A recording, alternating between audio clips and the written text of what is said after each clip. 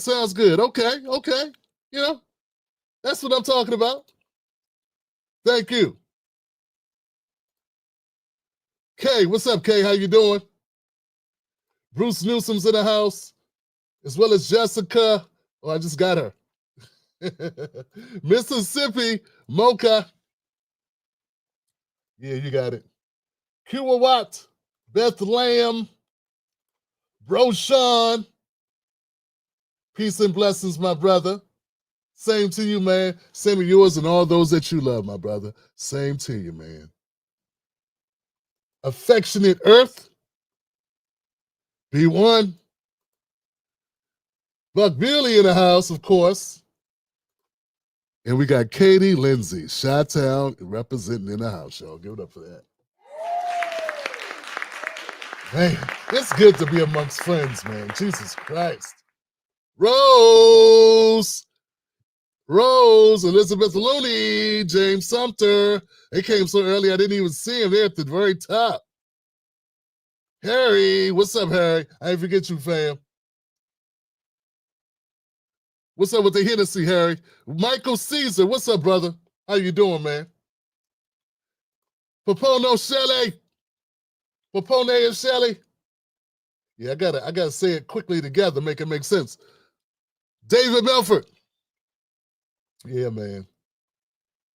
It's all good. Look, man, it's good to be amongst friends. Like I said, I tell you, man, it's something else, man. It's something else. It's something else. You know, we got a lot of people that are fledgling content creators. I want to encourage everybody who has an opinion, who likes to type. I want to encourage you to come out here and do content. Yeah, I want to encourage you to do it. I want you to see it's a little bit different when you're putting out a video with your face and your body in it, and you're talking in it, and you got to come up with stuff, and you're saying something, and there's like different angles. You know, when you're sitting at home and someone's talking, they put out a video that is up on the internet now. It's locked in time. Ain't no going back over that. You know, ain't no could have said this, could have said the other thing. Why weren't you thinking about this? You should have thought about that. Nah, when you record a video, it's one and done, baby. It's one and done. But see, critics, they don't have anything to say except until they watch the video. And when you're watching something based in human nature, you get to sit back and critique it, and you get all the time in the world to think about it. How do I feel about what was just said? You get to consider other things. I remember hearing something different.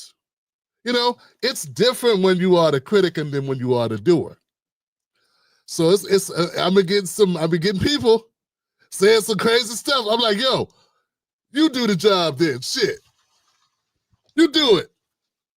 I want you to come out here and do it because you know better than me. You know everything more than I do. You're so much well-versed. You're telling me stuff I already know as if I didn't already cover that. But fine. You go ahead. Now it's your turn. I want you to do it.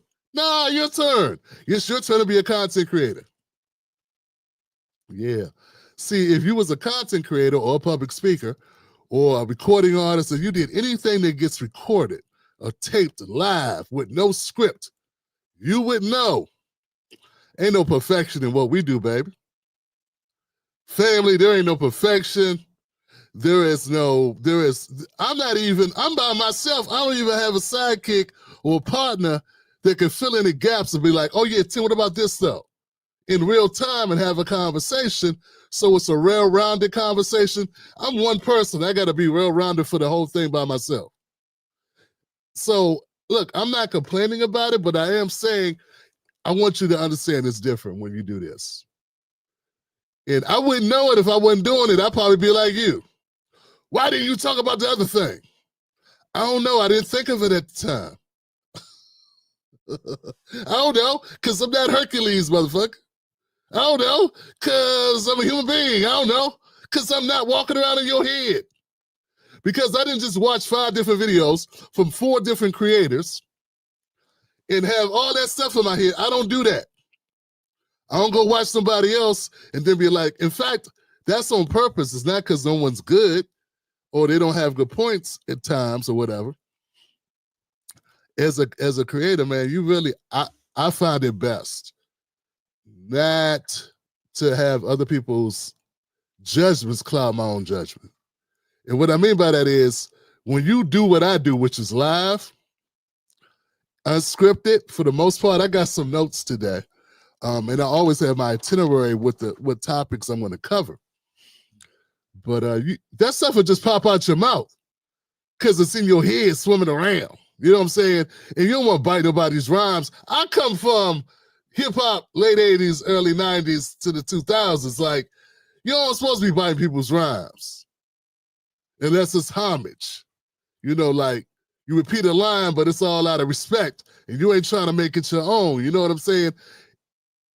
And if you go around watching other people's content, it's in your brain, and now when you're talking, it's going to jump out. And that's not good. So I say all that to say, what the hell, man? Hey, do what you do. You know what I'm saying? Do what you do. You know, it's... yeah. You know, I had to get that off my chest, you know, because, you know, and even if you give to the show, that don't mean you got a right to try to act like you are my guidance counselor. I just want to put that out there too, because that don't give you that right. Okay. Now, I got some people say, damn, $5, but what? I'm sold for $5? $5 a month, that's all I cost. That's it. People get to tell me, they get to confront me and be like, yo, what's this you said, sir? Well, what the hell is this? What is this? What is this? All safely behind their keyboard, just roasting me like what? For $5? That's it. You ain't gotta buy me dinner or nothing. You know what I'm saying? You $5, that you get to do that for $5? Well, damn. Slavery is over. But then they did it for free. But they still had to buy you. It's like slave, like no one gave master. I just want to make some of you black folks understand. Even if you are taking on some of the characteristics of feeling like you own a brother, as slave masters did back in the day, they did have to purchase. You know what I'm saying? They did purchase people. You know, some people act like they own me, and they didn't even purchase me.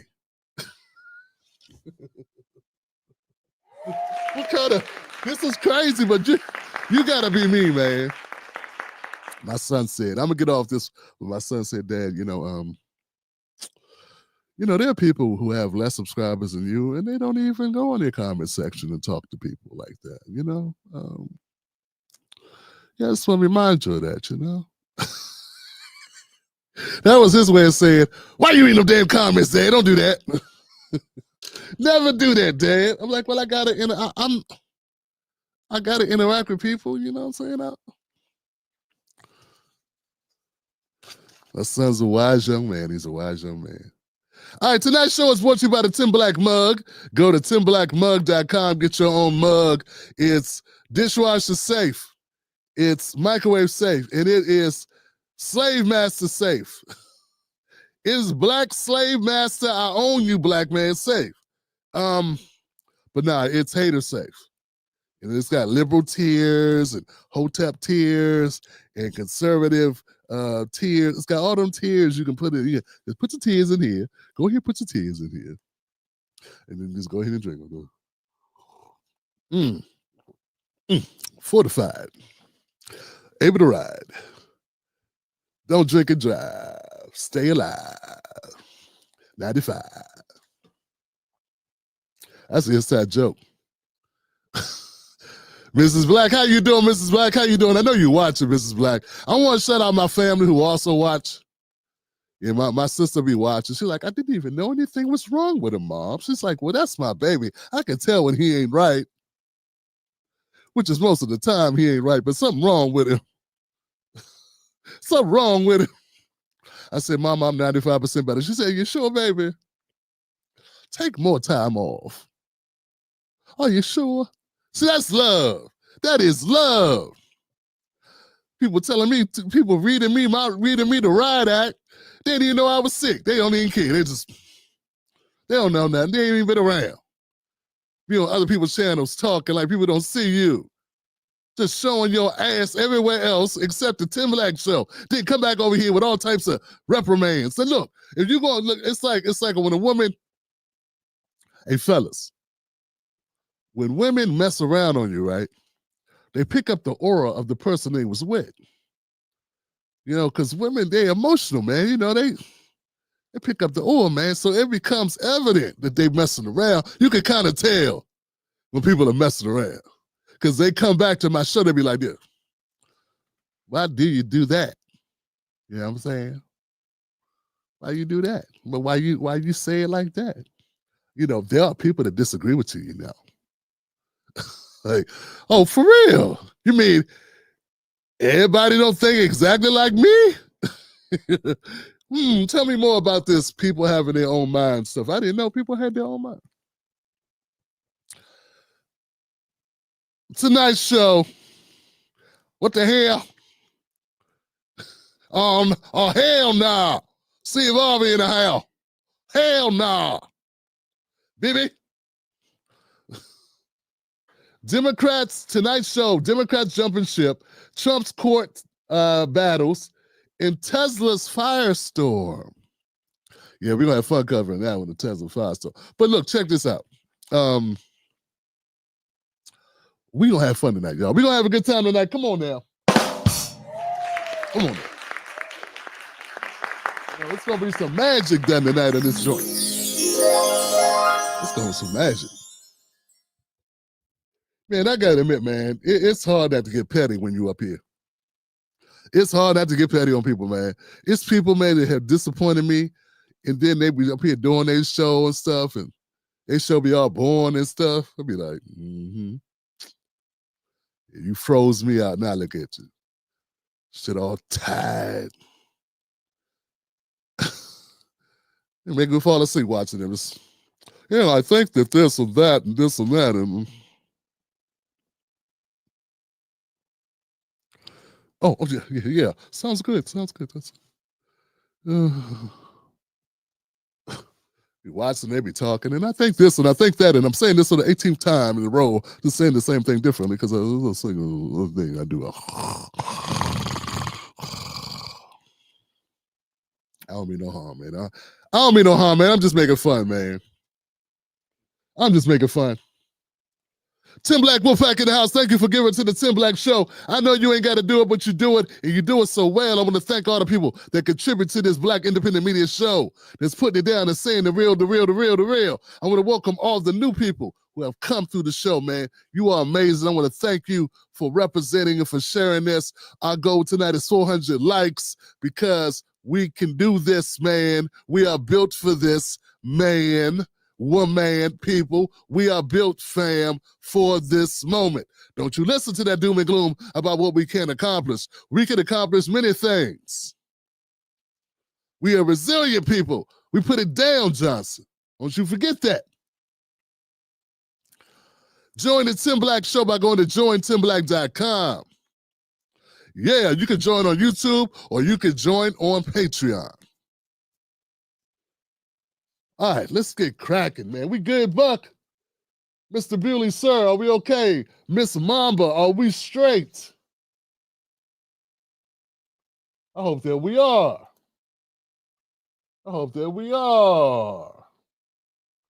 Arlene Chambers sighting. Yo. Salute Tim Black and Wolfpack to my brother Q. Quince Randolph in the house. What's up, fam? Yeah, why that name ring out, man? You must hit me up earlier. Uli Christine in the house. Buck says we are good. That's my brother right there. Buck said we good, so that means we good, y'all. Black Mamba says we good. We double good, Johnson. So let's get cracking, man. Once again, hit the like button as we get started, folks. I'm going to start tonight's show off with Joy Reid and Ta-Nehisi Coates. Ta-Nehisi Coates. I had to like phonetically do his name, you know what I'm saying? Because I'm trying to get it right. So Joy Reid and Ta-Nehisi Coates were at an event. It looks like it's a book reading for Ta-Nehisi Coates' new book, The Messenger, which focuses on Palestine, the Gaza war. Okay, so that's what the conversation's about. Now, the clips that I found about it, I was watching the entire thing, which is on YouTube for anybody who wants to go check it out. The clips I'm about to play, I'm gonna play a couple clips, and I'm gonna play a longer clip. Let's go with the first two clips, and we're gonna see, because Joy Reid is the focus here. Let's go. Next on deck with Tim Black. And I mean, and as somebody who's, my parents, my father was from the Congo, and my mother was from Guyana. And so they were the immigrants who came here on purpose, and they got the rude awakening. My mother got the rude awakening, like, ooh, it's racist here. that's weird. For some reason, she was. Nobody told me. Why go to school? Yeah, she's like, tell me this is the land of opportunity, but not for me. It's weird. But I am familiar. And so, okay, so now. I thought it was kind of funny when she said that. And, both her parents are immigrants, and one from the Congo, one from Guyana. And it's like, they didn't know it was white people here.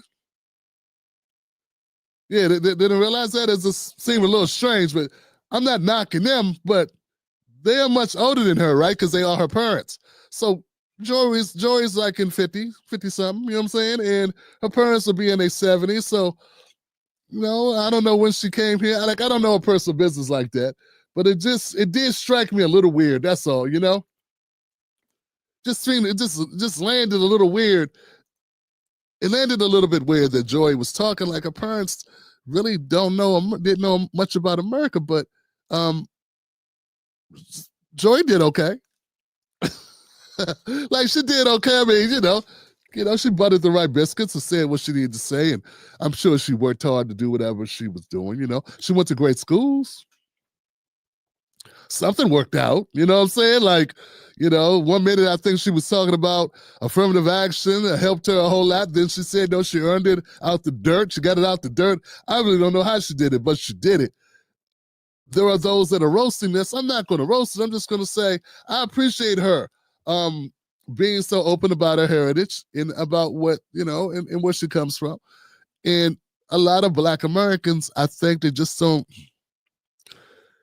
Sometimes we don't recognize that it's a different world, Johnson, when you actually lived and raised in another country, which is what her parents were, and then you come here. The immigrant experience and then the American experience, even if somebody is brown skinned, they want to tell you it's the same thing. Cops don't know you Black when they pull you over. You just look Black. They don't know if you're Black American or if you're from Nigeria or Ghana or Congo. They don't know. Well, they know when you start talking. They know when they ask your name, though, don't they? Yeah, they know that.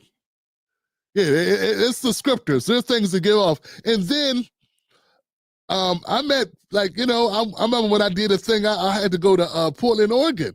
And I got off the plane and I had to catch an Uber. And it was a brother there. And it was a brother driving. I'm like, man, hey, I'm doing all right. Yeah, man, they say there was no brothers in Portland, Oregon. Actually, it was Salt Lake City, Utah. Yeah, Salt Lake City, Utah. I was like, man, I thought there was no brothers here. You know what I'm saying? There's Black people in Salt Lake City, Utah. Ain't the only one. Because I was doing a show with a white guy by the name of Lee Camp. It was his comedy tour. And he asked me to do it with him. So anyway, the brother turned around and looked at me and said, oh no, I'm not Black.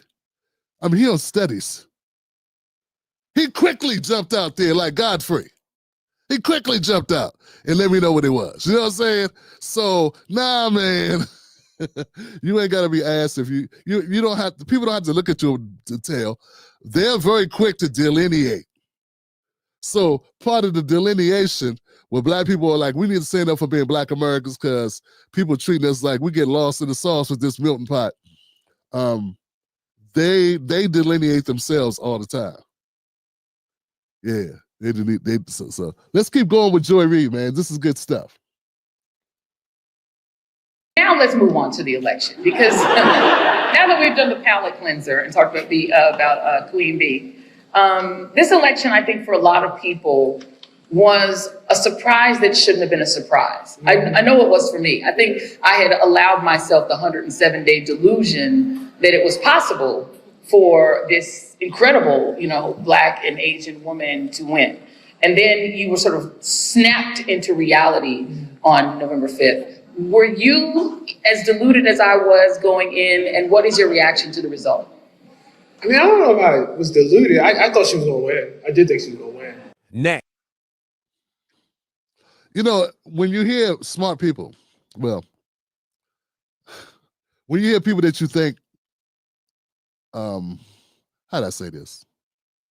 When you hear people that you think people think are smart.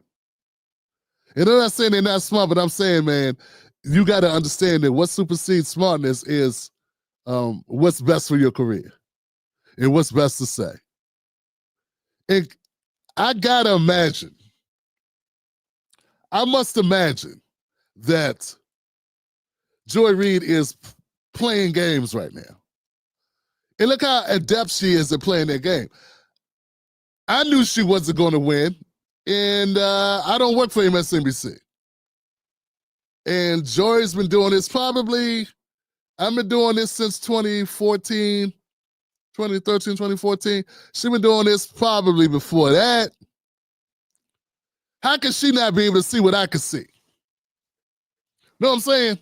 Like, how do I have more access to facts in reality, and why am I more in touch with what's going on in the country than her?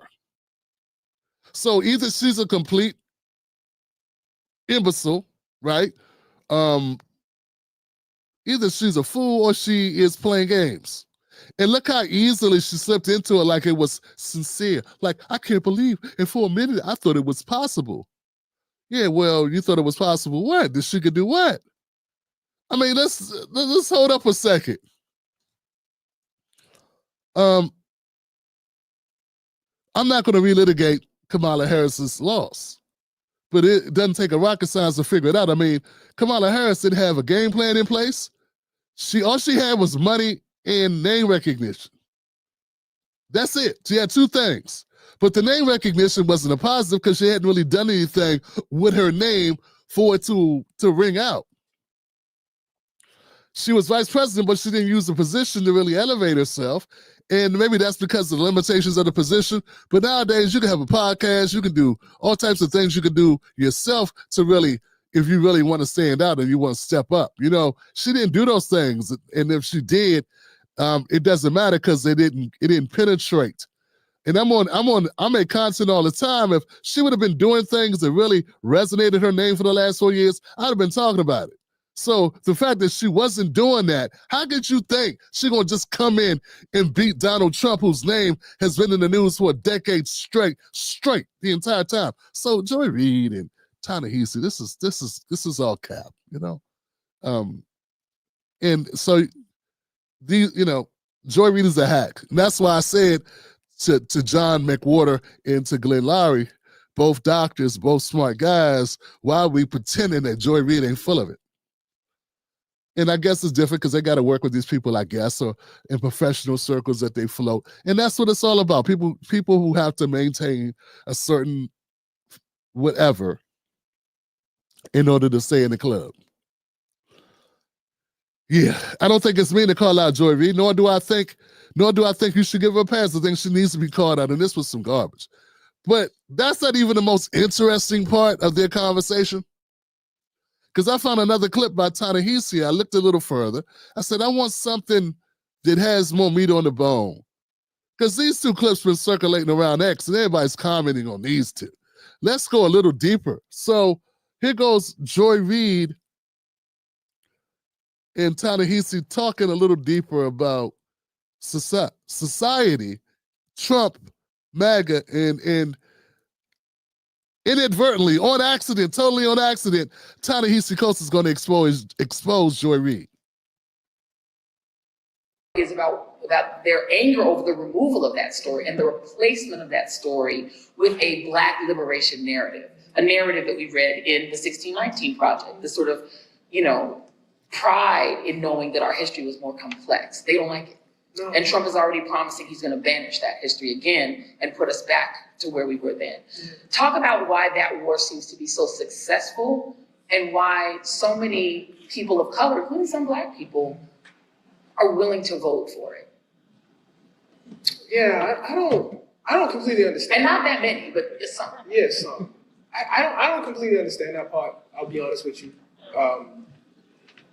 I do think this, and this is like like some tough conversations we have to have, and I want to be very clear about this because I'm not insulting anybody. And honestly, Joy, before I even get to that, like I have to say, whenever we're talking about people of color or even like white people voting for Trump and bringing us to this present catastrophe, I just got to remind folks that there were some very powerful people that could have stopped this and decided not to. Yeah. Like it didn't have to come to this.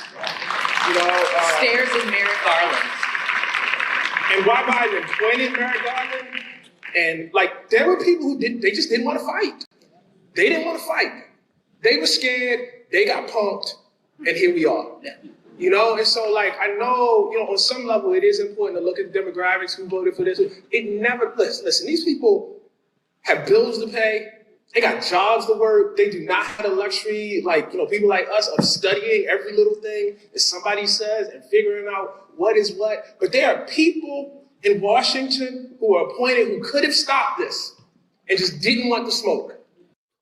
Now, I appreciate Ta-Nehisi Coates having the wherewithal and the guts to set up, to not put it all on voters, because it's never just the voters, right? Once again, folks, there's just two people put up on the stage. For the most part, that's what the duopoly is all about. And that's why I say we need more parties, we need more options, and I strongly support more options. And I've been on that since 2015. But it's what it is.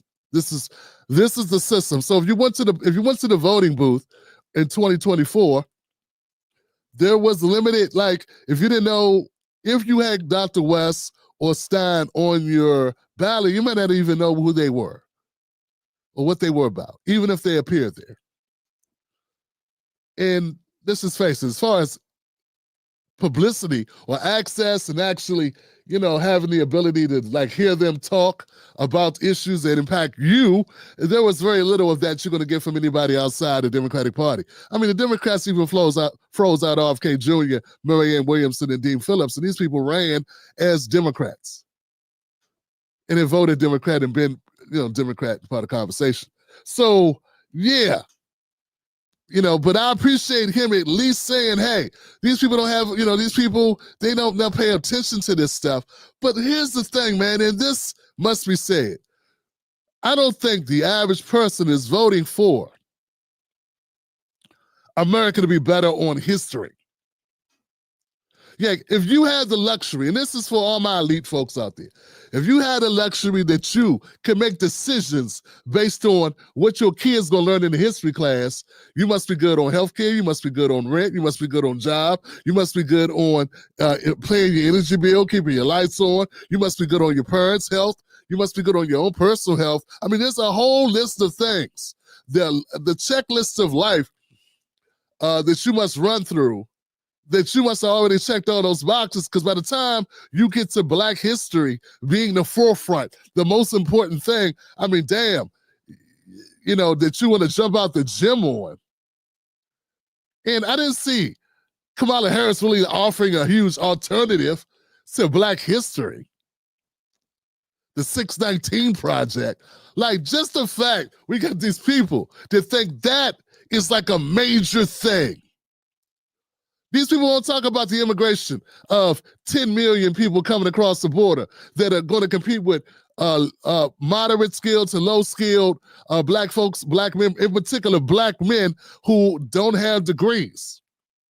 The demographic that gets the least amount of degrees will be the most impacted by the influx of people coming across that border. And neither one of them talk about it at all. I don't have to watch this entire thing to know they're not going to talk about it. And if they do, they're just going to demonize people that criticize it. And I think that's enough issue for every Black man that voted not to vote Democrat. It's not for themselves, for their cousins, for their neighbors, for their sons, for black people in general. So, like, that would be enough right there. If it was reported correctly that they knew that, if they knew that it's not about how many people that got deported under Biden, it's about all the people that got through. It ain't about the number of deportations. It's about allowing the floodgates to open. If you let in 20 million and you deport 2 million, and people go, oh my God, he deported 2 million, but he let in 20 million people. So, I just think it's all cap what they're talking about. And then that, I appreciate you throwing us a bone, and you didn't do what Joy Reid does. And this is where Ta-Nehisi exposes Joy Reid, because Joy Reid on every show, all she did was attack voters. That's all she did. She very seldom, if it wasn't Trump, and folks, going after Trump is not going after power. That to me is hack. That's what hacky comedians do. Going after power would be going after her own party. Because if not for her own party's incompetence, and not just incompetence, because that's letting them off, her own party's intentional. This is where they get cowardly, because America does what it wants to do. And to his point, to Ta-Nehisi's point, if America wanted to stop Trump, i.e. America as in Democrats, the Democrat Party, not Democrat voters walking around, Democrat Party and the powers that be within the Democratic Party, if they really wanted to stop Donald Trump, they could have just got a populist candidate that talked the same rhetoric and was on that same business. And they made sure that wasn't going to happen. Not one election, not 2 elections, but 3 elections in a row. They made sure no one who was talking anything similar to Trump would make it through the primary or would win the primary to even challenge a Trump 3 times. So you could do something and call it an accident, incompetence, not paying attention once. And maybe if you're really a bonehead like Tim Wall said he is, you can screw up twice. But when you do something 3 times in a row, come on, guys. That's not a bug, that's a feature. They intended to run Kamala or run Biden, which is just as bad. It's even worse than running Kamala, because at least Kamala could count to 5. Like, at least Kamala was not mentally incapacitated to the degree where it was so visibly obvious. Kamala is a bad speaker, but she is not mentally incompetent, able to remember, and she's not suffering through the same type of situation, which is the cognitive decline that we all going to face, or that a lot of us are going to face, whether we like to admit it or not. It's what happens with age for a lot of Americans. Not everybody. A lot of people, not just Americans, a lot of people. So anyway, I just want to point that out. This was interesting. I appreciate Ta-Nehisi Coates throwing the bone and trying to say, hey, it's not all about the voters and shaming them, even though that's what Joy did every day, every show. And for her to sit up there and it's like, and pretend that that's not a direct contradiction to the way she ran her show and what she did, and she did it for money, because she was the hatchet person in liberal media to go after and say the most heinous things about Trump supporters, as if they had 800,000 choices. Now, all they had to do was choose against the left side of the bird and the right side of the bird. But it's just the same bird, just cut in half. It wasn't like there was some amazing vegetarian dish somewhere that they could have had instead of the bird that was, being served. So they had a surf and turf over there, had some Maryland crabs, some blue crabs over there with some, seasoning on it, Chesapeake Bay seasoning on that joint. You know what I'm saying? It's not like they had all these options. It's not like they had a great dessert dish. Wow, look at all this cheesecake. No, it was yard bird. Left side of the bird and the right side of the bird. Which part of the bird do you want? You want breast and wing, or you want thigh and leg? Which one you want? That's it. Well, you need to get over by that line then. And that's all people had to choose from. So give it up for that segment if that made any sense to you folks. I think that this conversation is hopefully it will sell him some books. Because I ain't gonna wish bad on a brother. It's just I just wish these two people had sway within the Democratic Party.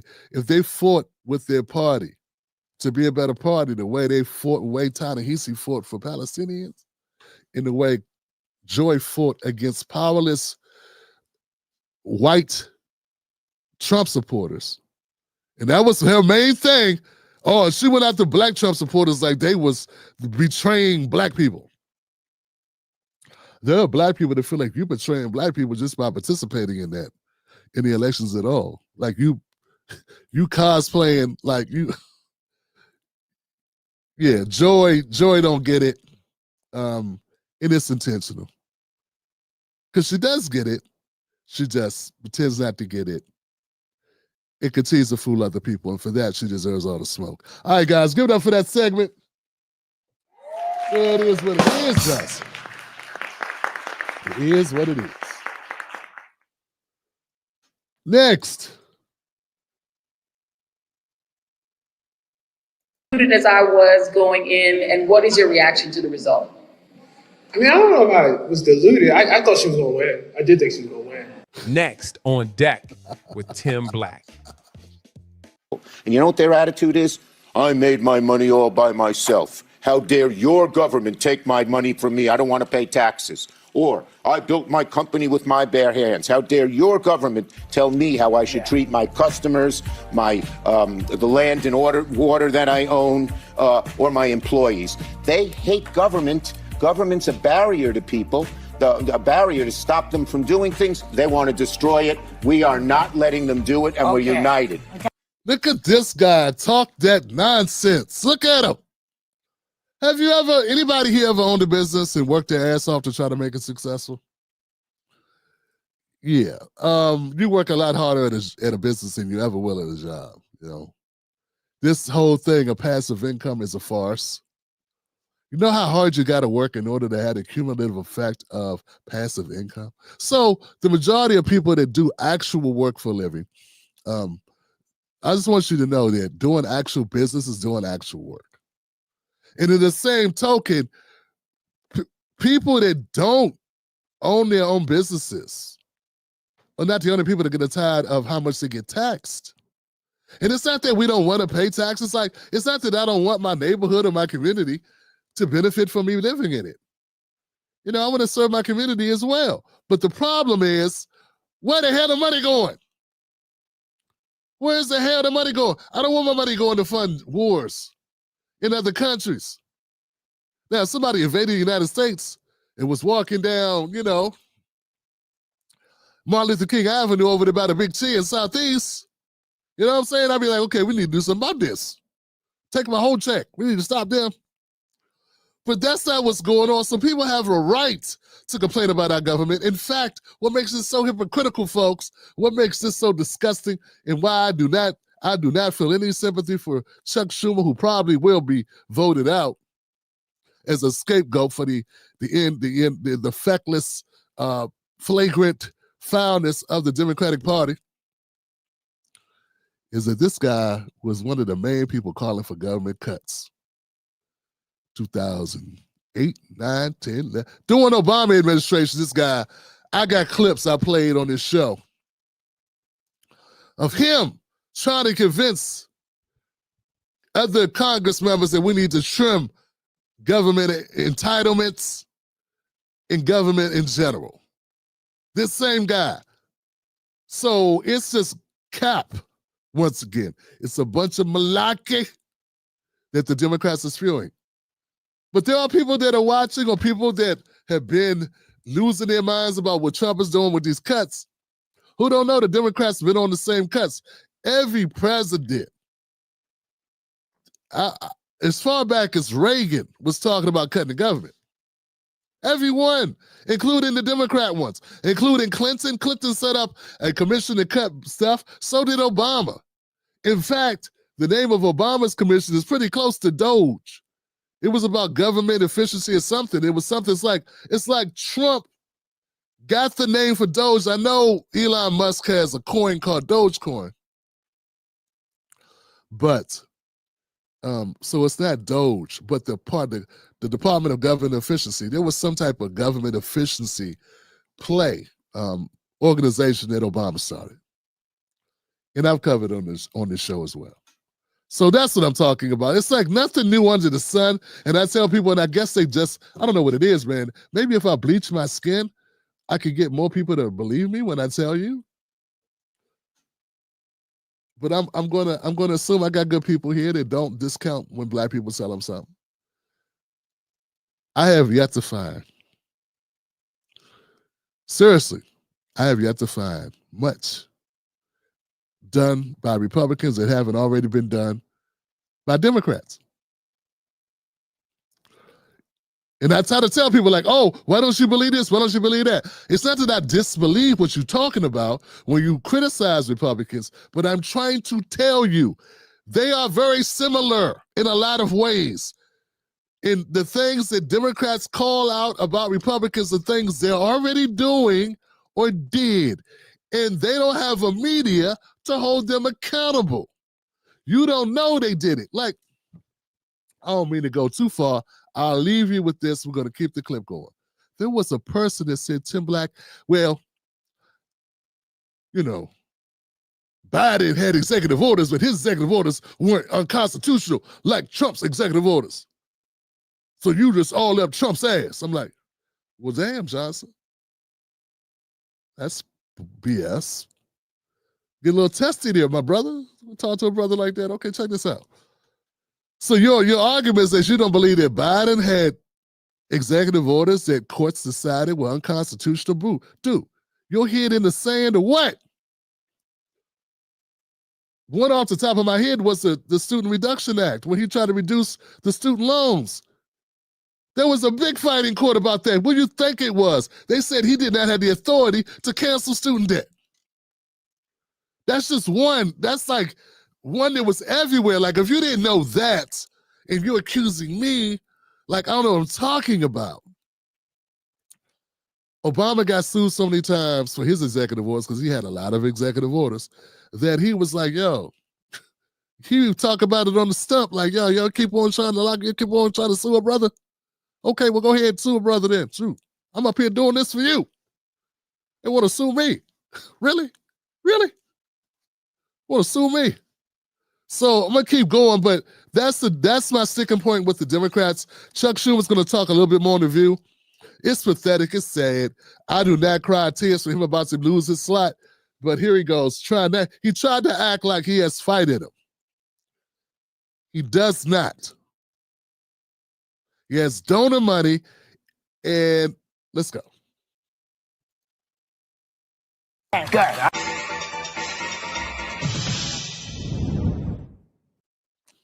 And you know what their attitude is? I made my money all by myself. How dare your government take my money from me? I don't want to pay taxes. Or, I built my company with my bare hands. How dare your government tell me how I should treat my customers, the land and water that I own, or my employees? They hate government. Government's a barrier to people, a barrier to stop them from doing things. They want to destroy it. We are not letting them do it, and we're united. Okay. Good. I don't know how they got him there twice. Let's see. I'll have to fire my editor. So a lot of people responded to the anguish. I appreciate it. I am I wake up 3 a.m. sometimes, so worried about the future of the country. You sure that's why you wake up at 3 a.m? I would think you wake up 3 a.m. to use the facility, sir. Yeah, let's be careful about what. Yeah, I don't think you're being kept up nights, worried about Trump. You know, yeah, he's president before. He's president again. What you cannot pretend is that, oh no, how will we survive? I don't know, the same way we survived the first time. See, them scare tactics didn't work first time, and they're not going to work again.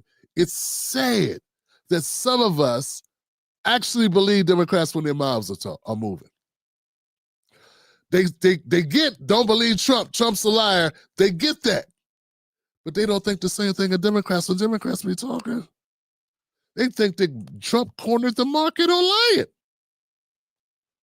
Like they're like Chuck Schumer. These oligarchs or klepto, whatever, oligarchs, I guess. Yes. And, but I'm a leader. Sometimes you got to see the danger that might be a little bit down the road, weeks or months, and stand up for what's right. I knew I'd get flack. You know, I've learned in politics through the years, the higher up you climb on that political mountain, the more fiercely the winds blow. What I want to ask you about. And wait, just a minute. And so the only way not to be blown off that mountain is have your own internal gyroscope. I believe so strongly I did the right thing for all the flack I'm getting. You know what, guys? I don't know how many people out there actually believe that this isn't all scripted. Like, I cannot believe that you believe that Chuck Schumer went out here and did this without this being the plan to do. Like, it's sort of like, anybody with me on this? Like, I don't believe that Joe Manchin stopped certain legislation that Biden wanted to do without it being an agreed upon thing to do. You know, as petty as Joe Biden is, I cannot see it just being something he just be fine with, like, oh, we got to all work together. Yeah.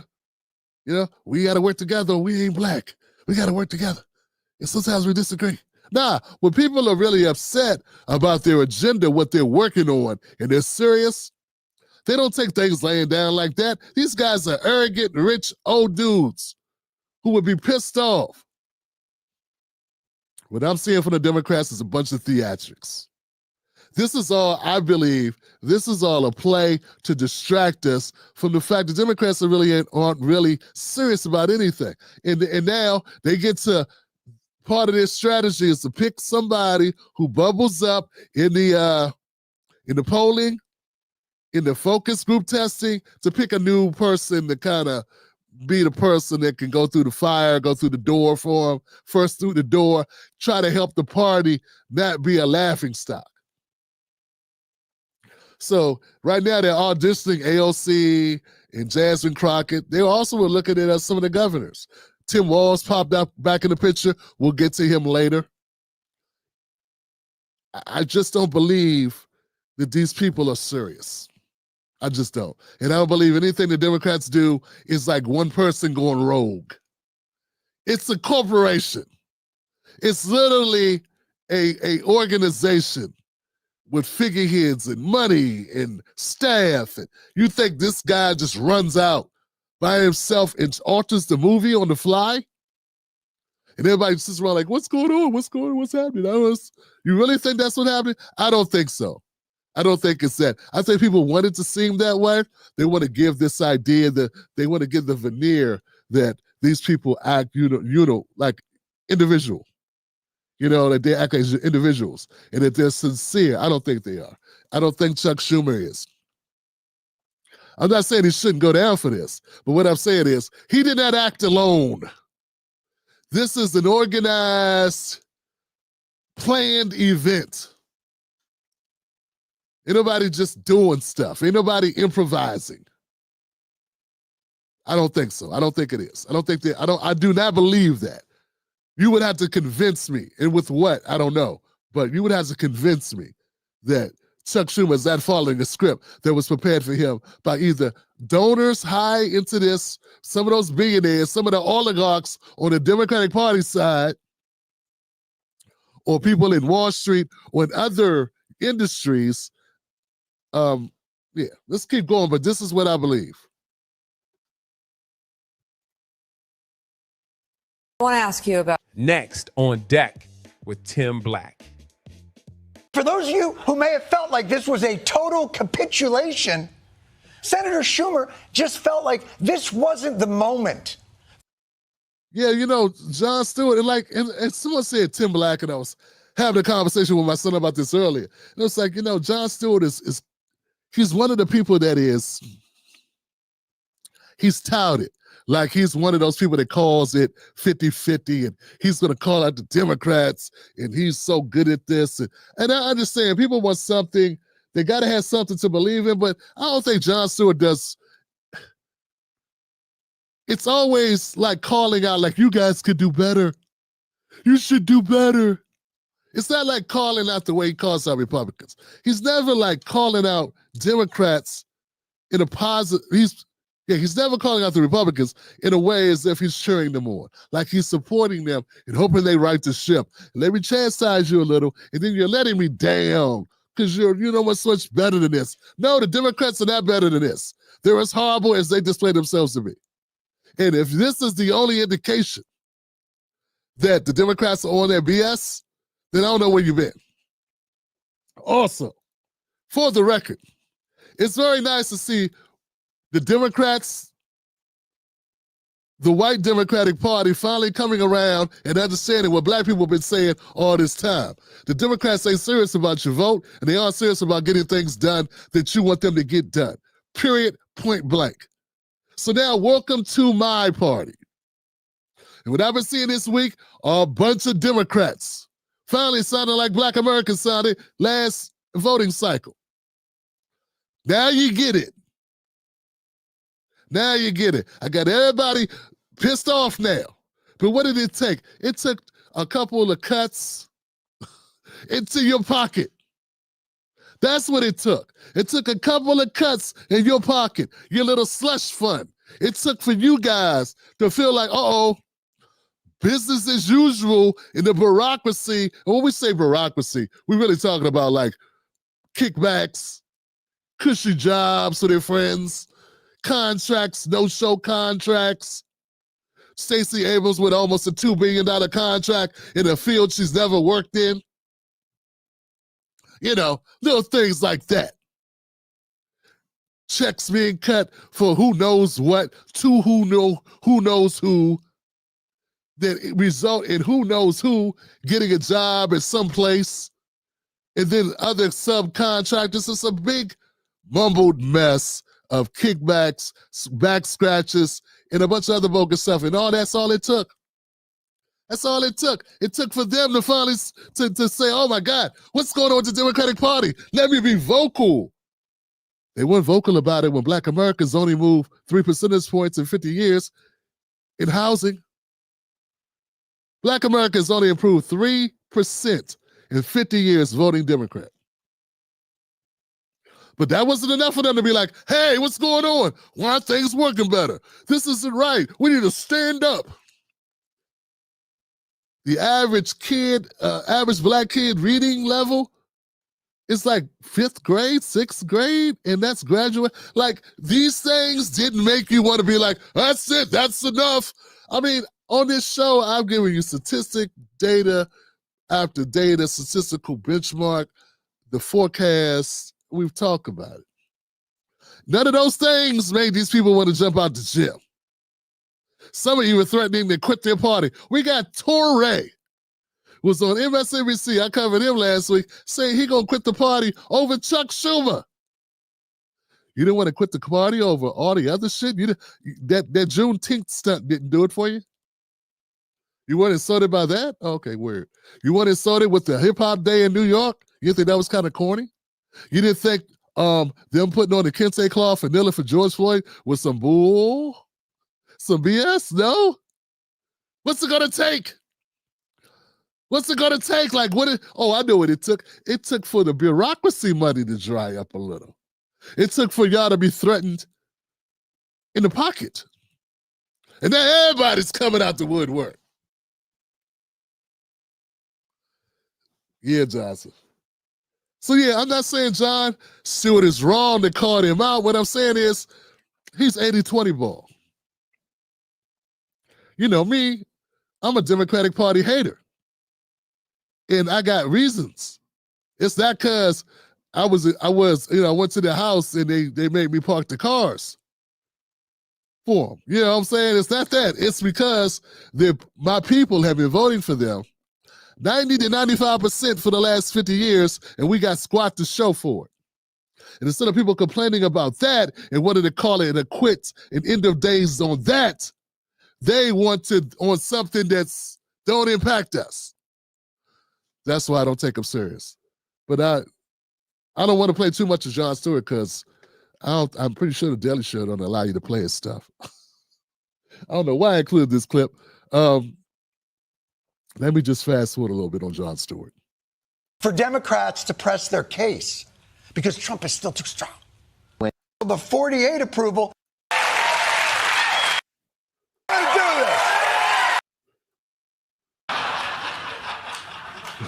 this. Hold on. I think this is a good joke, though, he does. Where you're 13 points below him. Your approval is only 7 points above, where it turns red and goes into low power mode. Yeah, and it's like, you need to do better so you get your numbers up. See what I'm saying? It's always from the vein of, why are you doing so badly? You're operating so poorly. How dare you? How are you doing this? You're my party. And I'm like, nah, you ain't my party and you still suck. You're my people's party. And my people deserve a better party. So let me get my people. Let me gather up all my people who realize, who want to get out the burning house, and then we can go make other plans. That's the mission.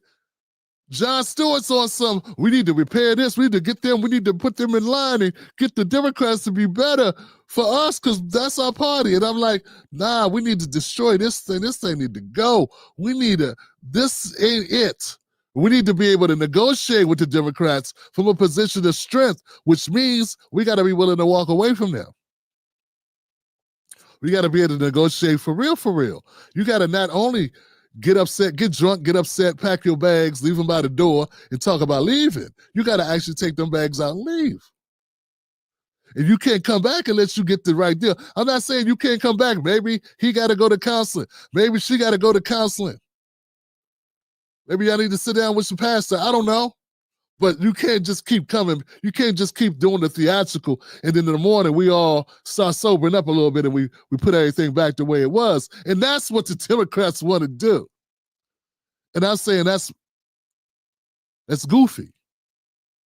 It's not working. Where are we at, Jon Stewart? You're going to roast the hell out of Schumer.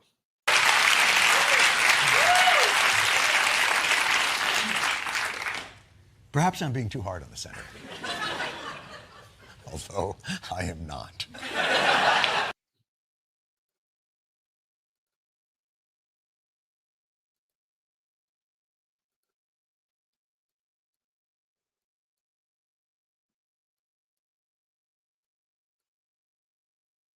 Okay. My next clip is burning. One thing that does get me interested here about this whole charade, because that's what it is. It's a charade. This play, the Schumer play, whatever this is. This isn't Schumer. Bernie's going to put it correctly here. It's not Schumer's not the problem. The entire Democratic Party is a problem. There you go. For the Democratic Party right now. Really? Also ball club. Next on deck with Tim Black. Safe to say there's a lot of despair in the country over what Democrats are doing, how they're responding to this. You're an independent, but you caucus with the Democrats. I want you to listen to what happened at a town hall tonight with Democratic Congressman Glenn Ivey. You aren't even working together on a shared strategy. And that is failure. We are not interested in hearing that you are in the minority. We know that. We want you to show some of the backbone and strategic brilliance that Mitch McConnell would have in the minority.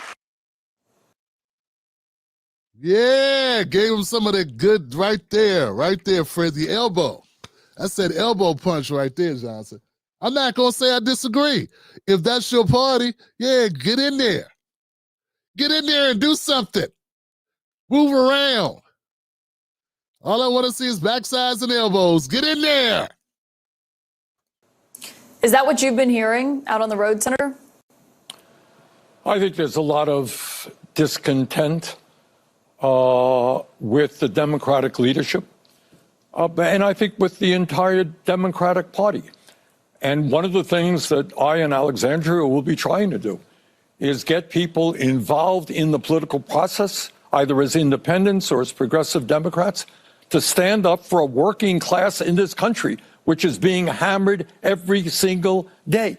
You know, real inflation accounted for wages have not gone up in 52 years, while the very richest people have become much richer. Our healthcare system is broken. Our housing system is broken. Our childcare system is broken. We're not making the progress we need to address the climate crisis that we face. And yet the majority of the American people believe that we should have a government that works for them and not the few, which is what we have right now. So I hope we can rally the American people in so many ways to understand the critical moment that we're in and to get them to stand up and fight back, not only against Trump, but in the richest country in the history of the world. We should not be the only country, major country, that doesn't guarantee health care to all people, or paid family and medical leave, or have 800,000 people sleeping out on the street. We're the richest country in the history of the world. We can have a government and an economy that works well for all. When it comes to all right, guys. I don't know about you, but I've heard this song way too many times to dance to it. Bernie is a broken record, man. I'm not saying the tune isn't popular. It's a, oh. It's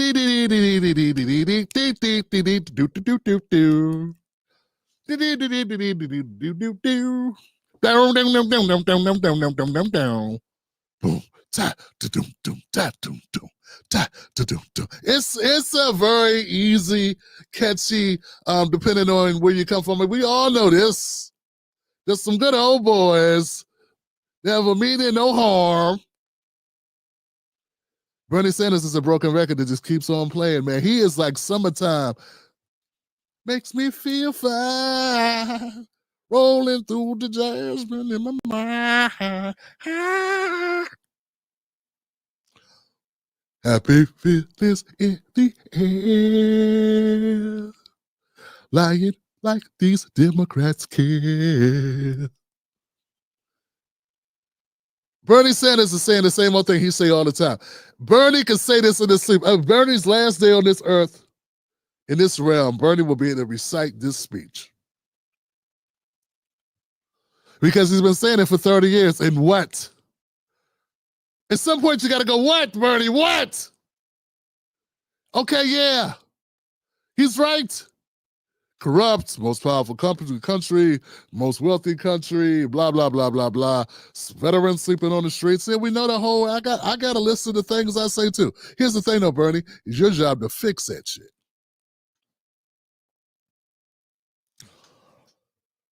Bernie already knows all of this. He says all of this all the time. And what does it do? And here we go. Here we go. He knows it's broke. And at the end of the day, he knows the Democratic Party is not about correcting anything that he's talking about, or they would have done it. They wouldn't have stabbed him in the back several times. Like, dog, how many times can you get stabbed in the back by your own squad and be like, let me get back out here. Hey, what are we talking about? Really? What are we talking about? What? I don't. No, you tell me. What's? Well, you got people. You got to make money. You got a job. You stab me in the back. I'm out here talking for the American people, and you stab me in the back.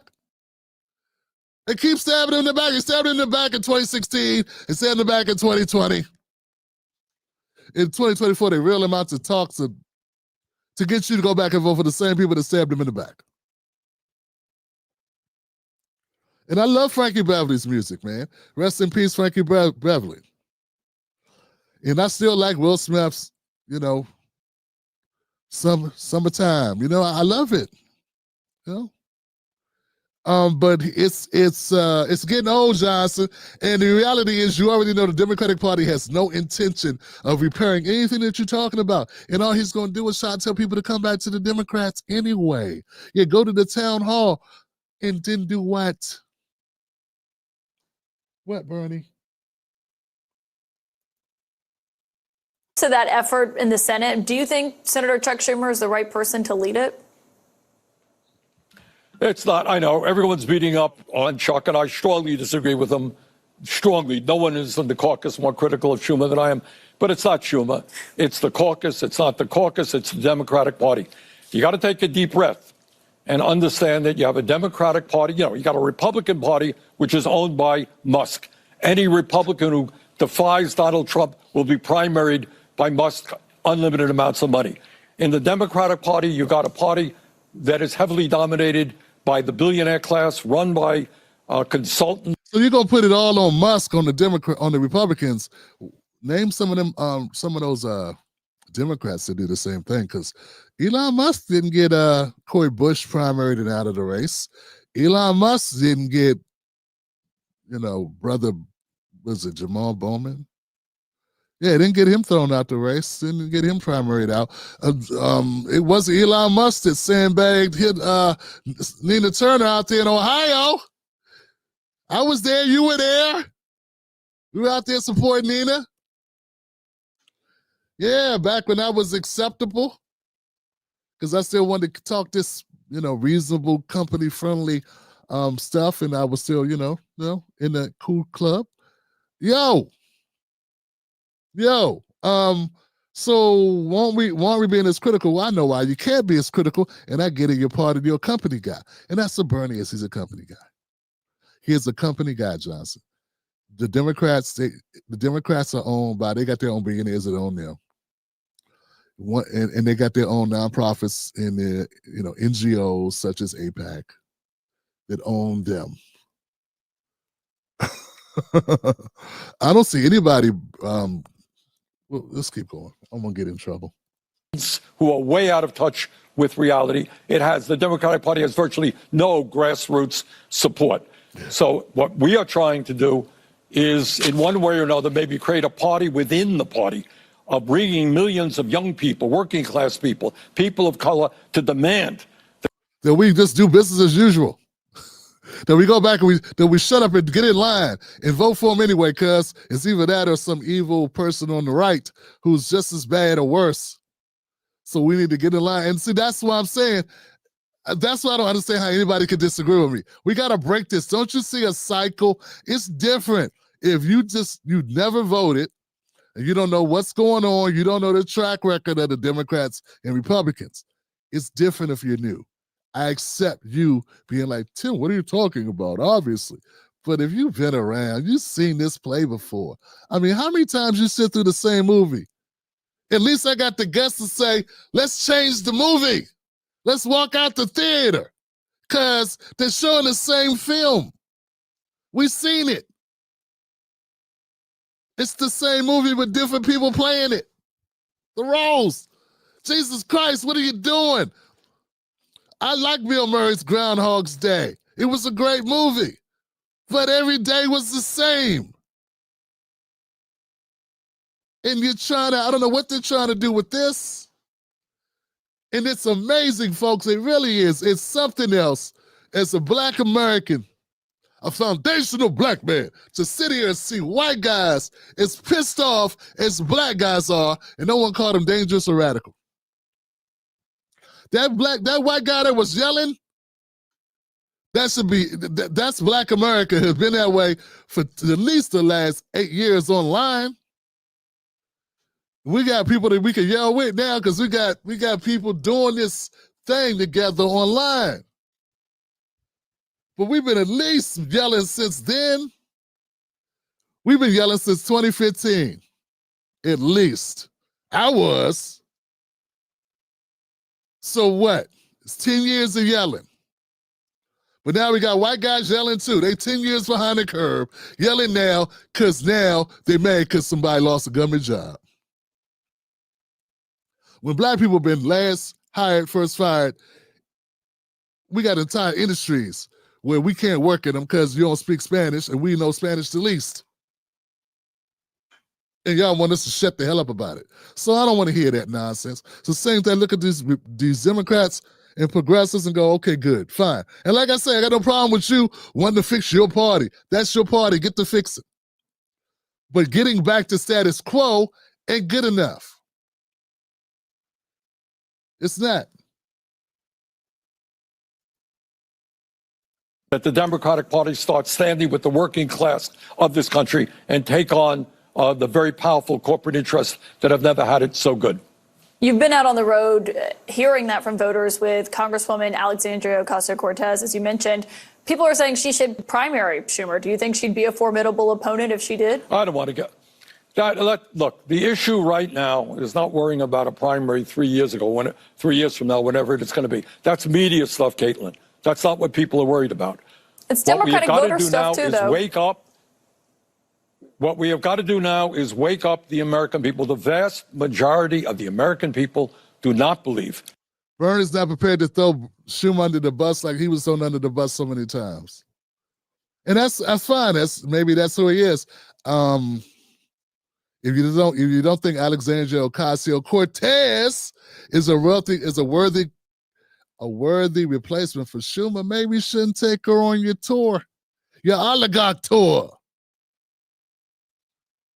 As if oligarchs just got invented this cycle. You know, guys, part of the reason why Elon Musk is so damn rich is because Obama and Biden gave him so many government contracts.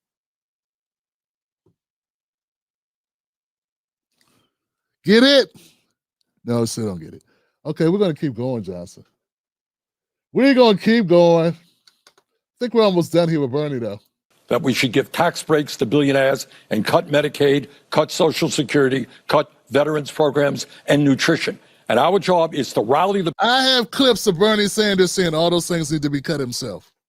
But he never said benefits. He wants to cut... Bernie said Bernie, Obama, Clinton, Schumer, Pelosi, all of them talked about cutting the same stuff that Trump is cutting. But when Trump says he's cutting it, they say he's cutting benefits. But when they said it, they said, well, we didn't mean benefits. We meant other stuff. We meant the waste and the fraud. They use the same words. I got Schumer using the same language, talking about cutting the same things Trump's talking about cutting. And when Trump says, oh, I want to, the big thing is, oh, Trump wants to cut these services. Nah, well, he said he wants to get back to spending levels of 2020 for some of these things. Biden came in and ballooned government. The same way he opened up the border. He ballooned government. Why did certain agencies grow 20% in 4 years? When the average was like 1 or 2% per year. Why did all of a sudden, like, we go from spending $4 trillion to $6 trillion under Biden? Besides COVID. Like, that's what happened. So nobody wants to be honest, and they just want a boogeyman. And at the end of the day, it doesn't even matter. That's why I don't even want to get into the army, because it's like, they're out of power. They're just making noise. They're out of power. They're just complaining because that's all they can do. And that keeps their base, hopefully for them, their goal is to keep their base engaged so that they don't file mutiny. But their base, hopefully there'll be some smart people in the Democratic Party that realize you're not in this position because of this bill, this resolution, this continuing resolution bill, which means it's the same one that continued from the one in January that Biden just signed. But you realize if you are upset about the way things are in these 2 months that Trump has been president, you should be looking at the party that lost to him and wonder why they lost to him and hold them accountable, because this is not sports. If they would have ran a better candidate with a better agenda that spoke to the needs of the people, more people would have voted for them. The end. And everybody wants to take the focus off that and put it on Elon Musk. And don't get it twisted. They got deserve to smoke because they're putting it up on X, riling people up, getting people all antsy, doing that. That's intentional. That's the purpose of him doing it. It's traffic, and he's making money on people reading that shit. But if you're upset with it, you're upset with the fact that your party lost an election, maybe look into why. And remember, Kamala spent more money than Trump. So you want to say it was Elon Musk money? I think it was more than that, Johnson. You start looking at the money aspect. All right, guys, give it up for that. Give us a like on the show. We're trying to get to our goal of 400 likes. It'd be really dope in order to help the algorithm. It's not for bragging rights. I don't brag. It's nothing to brag about. No? Any day above ground is a good day for me. But we want to reach more people with the show because I think I got a unique voice and I like more people to know about the show. We want to continue to grow the show. Maybe we can have an impact and we can get more people out of the Democratic Party to be independent, not be a Republican. No, you don't go out of one burning building and run into the other burning building. That's crazy. Now let's sit outside and smoke a cigarette or drink some coffee or I don't know, whatever you do. I don't smoke, thank goodness. That was a hard thing to quit. I quit that like 10 years ago, 8 years ago, 9 years ago. It's been a long time, since 2016, 2017. After years of fighting it. Why'd I go there? Look, the point is this. Yeah, we're going to sit outside the burning house, which is the Democratic Party, and we're going to look across the street at the burning house of the Republican Party, and we're going to make a decision of what we're going to do. You know what I'm saying? And that's where I want everybody to be, man, but I can't wave a wand and make it happen, but I damn sure can be intentional with my content and also entertain you at the same time because I do want to entertain you. Got to have some fun while we do it or while else do it. Let's go to the next video, man. What else we got? We got God, I think the Democrats are going to abandon ship. I don't know what's going on here. Let's find out, Tim Black. What's next? People at the grassroots level. Without in the top People, not the rich. That's what we've got to do in this moment. Next on deck with Tim Black. members who are in the toughest district in the country now have to go out there having taken really a very difficult vote without any support from the Senate leadership. I think it's deeply disappointing. And I think if Democrats had started and Chuck Schumer had started with a serious message in advance, then they could have sold to the American people that, one, this was not a continuing resolution. In fact, it cut government spending. What a continuing resolution does is it continues government funding as it is until appropriations bills can come through. That is not what happened here. And frankly, they have a slush fund, the administration does, because there were no... They had a slush fund? I thought the slush fund was at the USAID office. So now you're telling me the continuing resolution is not a continuing resolution, though it's called a continuing resolution. Oh, okay. It was $1.6 trillion, just like the last one was $1.6 trillion. Same amount of money, right?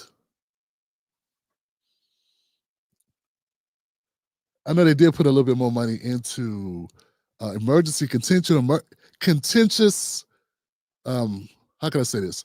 Into emergency funding, because they felt we needed more money in the emergency funding portion. I think that was $300 million was put there. So yes, some things got money moved to certain categories, but nothing got phased out in this. And it's just, I think, until September. Yeah. Yeah, here we go. Simone Sanders is going to lose her mind, Johnson. stain on Chuck Schumer's leadership. You know, this is the bill, ladies and gentlemen. I printed the bill out earlier this week because I'm like, let me read the bill. Because everybody's saying it's something in the bill, something in the bill. What is What's in the this bill? continuing resolution? Well, there are cuts on page 17, on page 22. I wrote this down. There are cuts on page 46, cuts on page 42, 22, cuts on page 62, cuts on page 63, cuts on page 64. Page 62 is where they cut $300 million from the Cures Act. Burn pits for veterans. Page 22 is where they zero out the money for the COPS program. I didn't write down which page it was on, but within this document, $1 billion cut from Washington, D.C. I'm a D.C. resident, and I'm pissed. Yeah. What was the funding amount last quarter? Like, what was the funding amounts that they were before Biden? See, this is the same thing happened with the police. That's why I try to tell people it's the same stuff all the time. Okay, so when people still believe that people still believe that cops had their budgets cut, that police stations were defunded, right? But they weren't defunded. Just the increase is not what they wanted. So with the police, let's say they're funding them $100 million. And every time they get a new funding, it's like 5%. They go up to 105 million. You know, they were 95, then it's 100 million, then it's 105. Well, instead of making it 105, they made it 102. Okay. So you got to go back in time and say, what was it before Biden started doing the rapid increases? The CARES Act is a new thing. So I don't know what it started at, right? But it didn't get eliminated. There's less money in it, but where does the less money, like what is getting cut? That's up to the agency to determine what in there gets cut.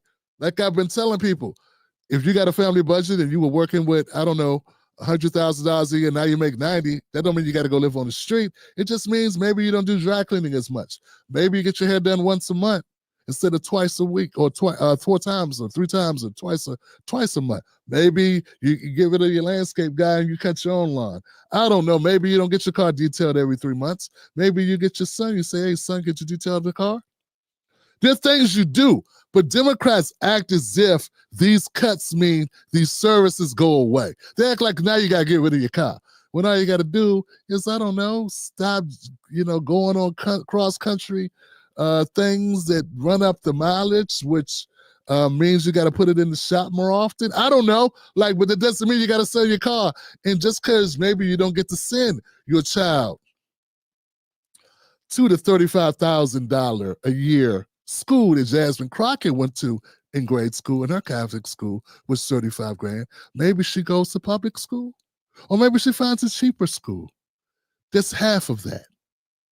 Now, I know this is not a problem that the Crockett's had, because they were able to they were able to pay $35,000 a year for her to go to elementary school and middle school and high school. But you get what I'm saying? So this is all you would have to, in order to do this justice, real talk, you'd have to go back and say, when did the funding begin? And show me the trajectory of the funding. Because I'm betting you're going to see under Biden, the funding increased significantly. And why? I'm not saying it shouldn't. I'm just saying that's the argument. So people are disagreeing with things without even knowing what the argument is. People are against things and they don't know what they're against. They're just against it because Simone Sanders said it. And Simone Sanders is now being authentic and real with you and saying, hey, it got increased in 2021 by Biden by 15%. And if we cut this much, it's going back to what it was when Biden took office. That's what I'm guessing it is. I'm guessing that. Sort of like Biden coming in and undoing everything that Trump did when he came in. This is the game they play, man. This is what they do. Particularly now, insiders like a Bush might not have done that. Bush probably kept things exactly like it was and just kept it moving. Maybe a couple of boutique issues he may have had. He would have not cut everything. But I'm trying to give you the inside baseball what happens and of what I've discovered during my research. Biden ballooned the government under his watch. It was intentional. Just like he didn't forget the border was open.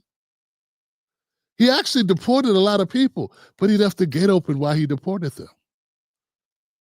And those people that came through the gate was intentional. Same thing with him ballooning the government. He meant to do that. He didn't accidentally give Stacey Abrams a $2 billion grant. He didn't accidentally do that. Maybe it was an auto pen. I don't know, but he did that, okay? So some of the cuts that Simone Sanders is complaining about are less than the grant that Stacey Abrams got for $2 billion, a program to replace people's stoves with more energy efficient stoves in the hood in Georgia. Not worldwide, not countrywide, not all across the country. And so far they replaced maybe what, 50? So we can have this conversation. It would blow your mind if you start looking at just how corrupt this thing is, just how many holes are in the story, and how they don't tell you stuff. Yeah. Well, now you only get, it's like it sounds horrible,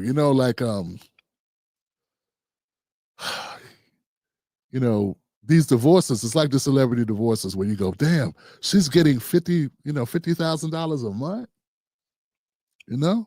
but the guy is worth, I don't know. You know what I'm saying? Like, it's like, it sounds like a whole lot until you look at what the totality of the money is, and not just his paycheck, not just that, just the property, the stocks, the bonds, the 3 houses, and the house in the Hamptons, the house in Italy. Like, you don't know about anything else.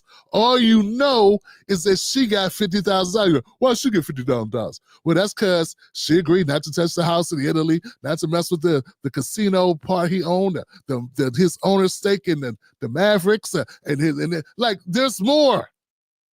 It's all that stuff that's boring, that's not a soundbite, right? That's gonna put asses in the seats that they don't tell us. And I already know to be skeptical. Because if you're a lie and tell me that Donald Trump, the president of the United States, said Nazis were good people too, and you will keep that lie going for almost a decade, and look in the camera and say it, and you will air it and let it be promulgated, not one election cycle, but 2 election cycles, a lie that's obvious not what he said, then anything that is said, I gotta scrutinize it. And I gotta play devil's advocate on everything that comes out your mouth, because you lie. You lie like a rug. You lie like a no-lie relaxer, and you need to not use them because those are really bad and really dangerous substances. But you get what I'm saying? We on the same page, man. Let's go to Simone. She's gonna get as loud as me in a second. Yep. Okay, so there's actually little that the Senate minority leader can say, and the 10 Democrats that voted with the Republicans can say, to appease somebody like me. I'm about to change my registration to independent, first and foremost. Yeah, this is, I don't know if you realize this or if you agree with me on that. And this is just my opinion, and most, I'm entitled to my opinion, you're entitled to yours. I think that Simone Sanders is full of crap. Yeah, Simone Sanders is full of crap. She's full of hot air. She's talking out of her ass, and what she's saying is theatrical. And if you felt that what she was saying was real right there, if you think this is a true moment of total meltdown about the party that she's been getting her money from. I didn't write down which page it was. Rebecca Tracer up there on the thing. Voted with the Republicans.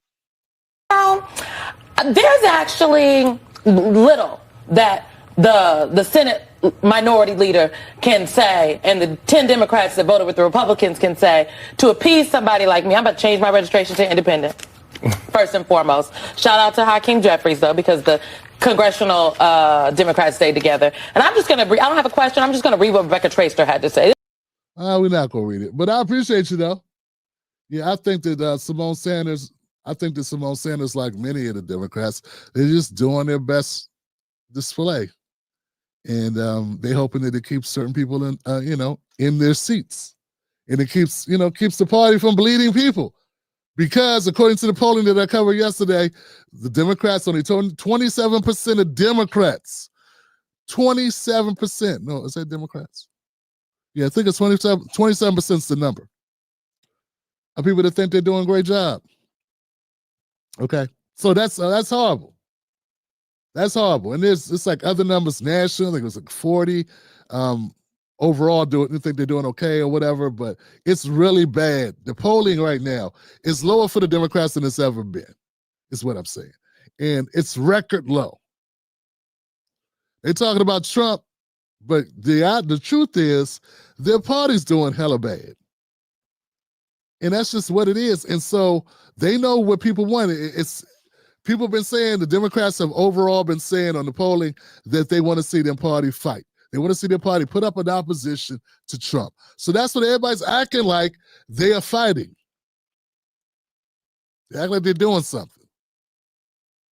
But I got a feeling the majority of Americans would have not been happy with the government being shut down and then it being all the Democrats' fault. They would have blamed the Democrats. So you can't complain that Trump is cutting jobs, then you just cut everybody's job. Yeah, we got some Democrats that have been happy. They'd be like, yay, stick it to him. And then they'd be like, hold on a second. You sticking it to people, you sticking it to the same people whose jobs he was trying to save. It was a no, like, I know you want to say it's a, you got to do it. I don't know. It's a hard choice. They're trying to make it seem like it's real cut and dry, real simple. You do it anyway, because there's a loud group within the Democrats that are saying do it. I think I would have wanted them to do that long ago. On so many issues, not just this. It's very revealing that this is the issue that they're like, oh, that's enough. And it has to do with their money. It has to do with the money of their friends, like Neera Tanden and her conservative, her PAC for whatever, her political action committee. Whatever she's got. Now it's got to do with their contracts with the U.S. aid agency. All right, guys, hit the like button if that makes sense to you. If it's making you think at all. Simone Sanders ain't going no damn well. Where's she going to go? Throwing a hissy fit. I'm tired of this.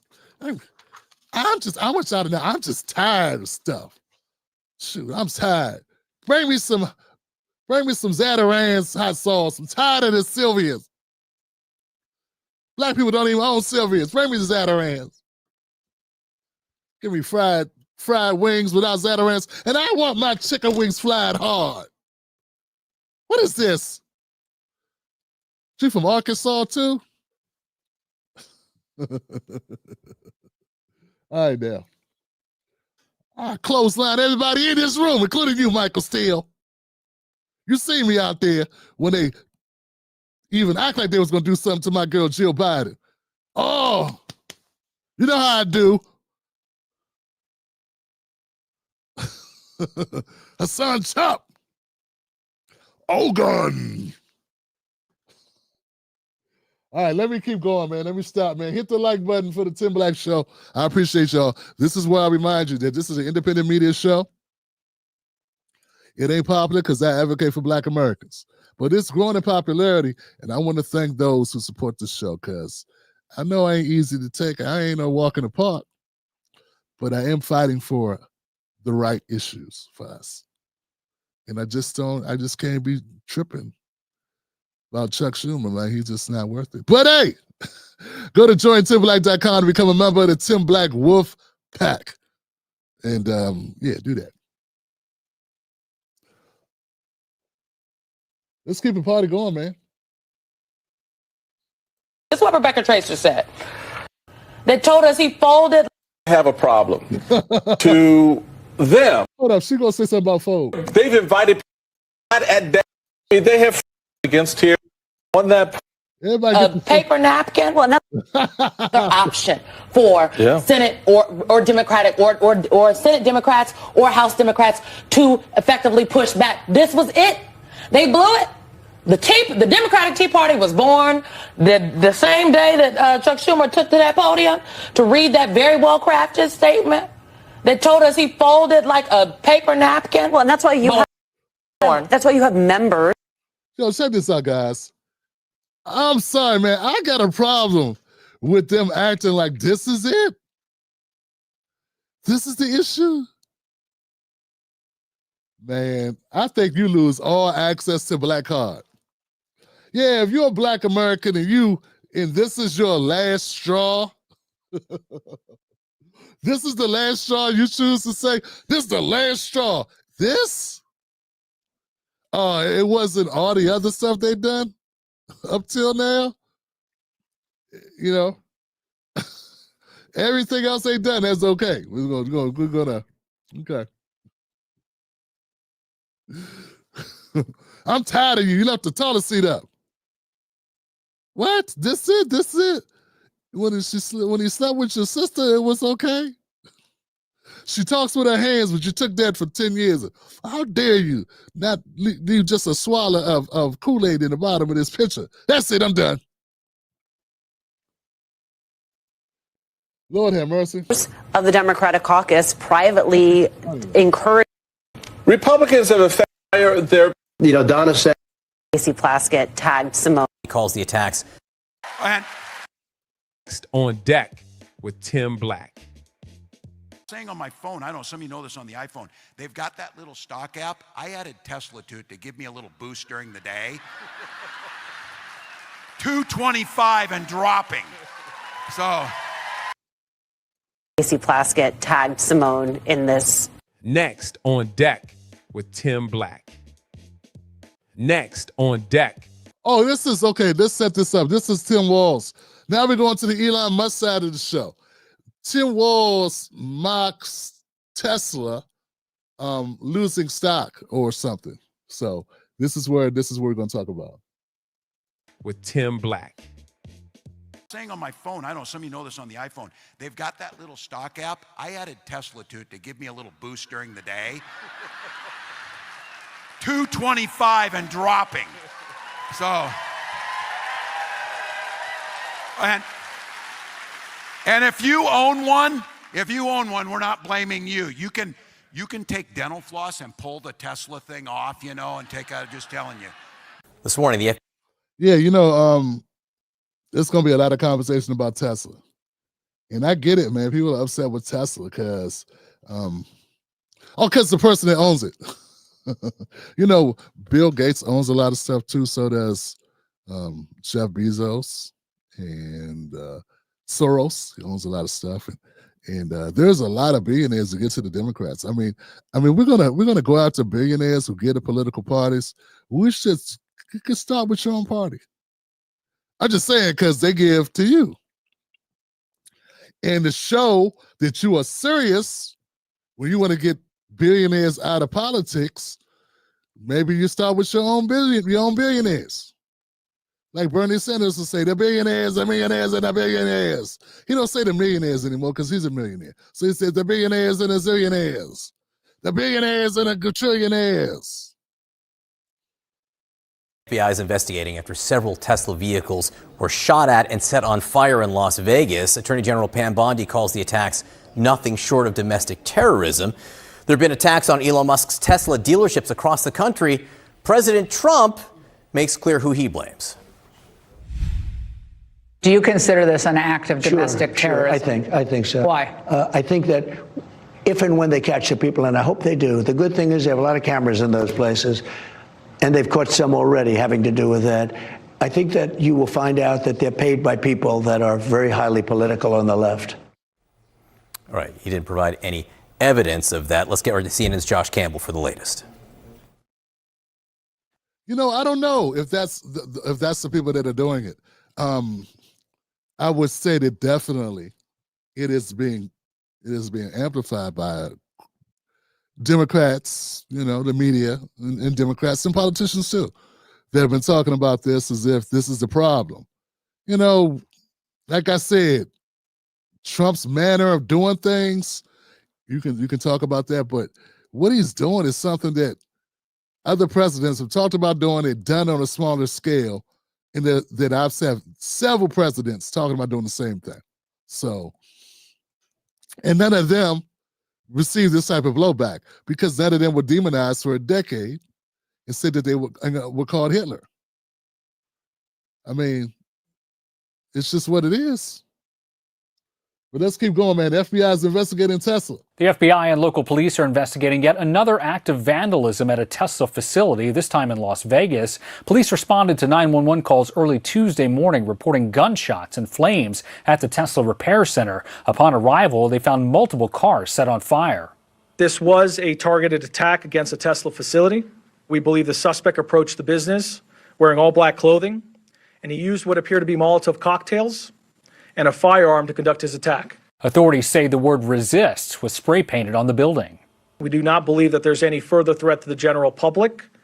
However, as a precaution, like we do on many of these types of incidents, we've increased our police presence, in particular at Tesla locations. While police say they believe this was an isolated incident, it does follow multiple other acts of vandalism at Tesla dealers, including places like Kansas City, Missouri, the Chicago area, and Southern California. Tesla founder Elon Musk took to X, calling this an act of terrorism. Now, authorities say multiple personnel from the FBI's Joint Terrorism Task Force are conducting an investigation in order to identify the suspect and a motive. Yo, before they go further, man, let me just say this. On the record, guys, let me be clear.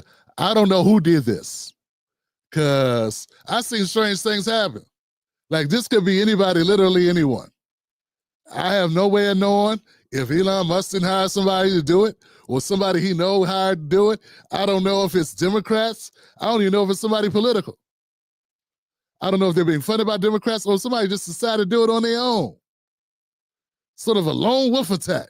I have no idea. So I don't think we have any evidence to point in any particular direction. All I know is all the rhetoric around Tesla doesn't help. It doesn't help. And all the rhetoric around Trump, the same way that he had 2 attempts on his life, and then Democrats act like, villainizing him for 10 years straight didn't have something to do with it. And then those people that defend it act like that didn't have something to do with it. And when they know damn well if Kamala Harris twisted her ankle on the campaign trail and y'all thought that the Republicans or if Trump had any input on that at all, you would never stop, being furious. But we act like that didn't happen to Trump. We act like, this is nothing. And that's how good it is when people, that's the impact of being demonized by corporate media over and over and over again. His humanity has been stripped. He's not even a person anymore. He can't even have an interaction with a child or with family. And people go, oh, they don't even do that anymore. Because there can be no good in the devil once you create someone as a devil. Once you make people believe that. Let's keep going, FBI. Violent acts like this are unacceptable, regardless of where they occur. And specifically to those who might think that something like this is justifiable or potentially even admirable, we want to let you know it's a federal crime. We will come after you, we will find you, and prosecute you to the fullest extent of the law. Now, one aspect of Tesla products that could assist the FBI in this investigation is the fact that many of the company's vehicles are equipped with video camera technology that could be used to identify the suspect. Authorities say they are currently working with Tesla in order to help exploit any footage that may have been captured of the attack. Josh Campbell, CNN, Los Angeles. All right, our thanks to Josh Campbell. CNN legal analyst and criminal defense attorney Joey Jackson is joining me now. We want to talk about some of these issues. What do you, first of all, make of the way that Trump and the DOJ are handling this situation? Sarah, good morning to you. Good morning. I always forget to say good morning, and you always embarrass me, Joey. It is and all say good. Good morning to me, but it's all good. So here's the point, though, right?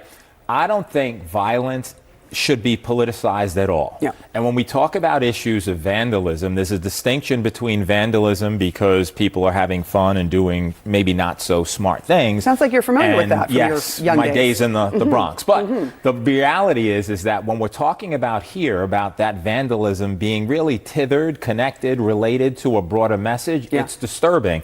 And we have to be very clear when we talk about this, because just as this involves Elon Musk, who's doing some things that many many people find repulsive. What is his title, by the way? Who knows? We know he has a lot of power. There could be other instances, right? White supremacists or others who engage in acts that are untoward, inappropriate, illegal, that present other problems. So in talking about this, I think we have to be very clear in not making it a political issue, but sticking to the facts, the law, and whatever that mets out, the Department of Justice should pursue. Man, what's this got to do with white supremacists, man? I'll say why he threw that in here. You know, I think my point is more well taken. That he, you know, I'm surprised he didn't use Tim Black's talking point, which is we had no idea who's doing this. It could be anyone. And until we get some information, we don't want to put it on anybody as far as who's doing it, because we really don't know. Well, I guess you can't say that because that's a bunch of we don't knows, huh? No one seems smart when we don't know. Let's see if we can jump forward just a bit, guys.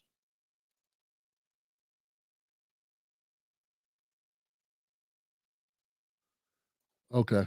Something that is designed to intimidate or influence people, the civilian population, and that's pretty troubling. On the subject of Elon Musk, there's been all kinds of vandalism against Teslas and Tesla dealerships all over the country. You know, Las Vegas, Kansas City, Encinitas, Buffalo Grove, Littleton, Mass. I grew up right next to Littleton, Mass. Loveland, Colorado, Tigard, Oregon, all over the place. Musk was asked about all of this on television tonight. Listen to what he said. I always thought the left or the Democrats were supposed to be the party of empathy, the party of caring, and yet they're burning down cars, they're firebombing dealerships, they're firing bullets into dealerships. I think we just have a deranged. There's some kind of mental illness thing going on here. I think there are larger forces at work as well. I mean, I don't know who's funding it and who's coordinating it, because this is crazy. Actually, I'm sure he's got lots of evidence for that. Look, I will be consistent on this. I don't. Man, like I said, I'm not going to jump out there, man. I covered something, I think it was in 2017, 2018. There was some churches that were being firebombed, right? They've been set on fire, arson, right? And turns out it was a black dude. I don't know why he was doing it, but he was doing it.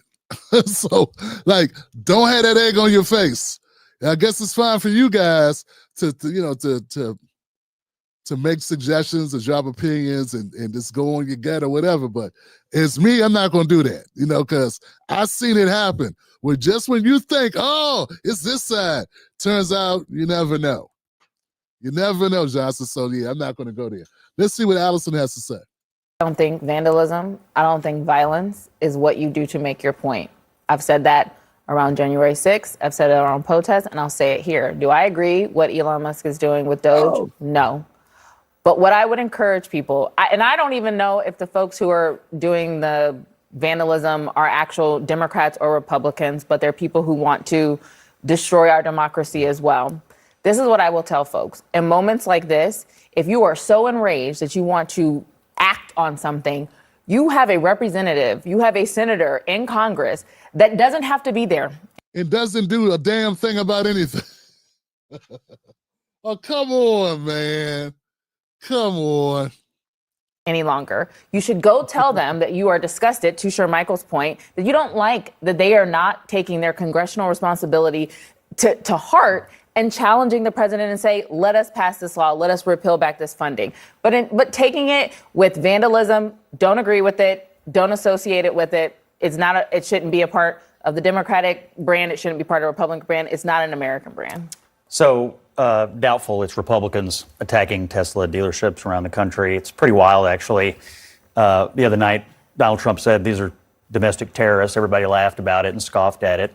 That video looks like terrorism to me. I mean, it's obviously an organized, coordinated effort, however people are communicating with each other, to do this to people around the country who chose to buy a Tesla at some point in the past, many of whom I'm sure are Democrats who bought them in the first place, all because their entire political worldview is ruled by their emotions.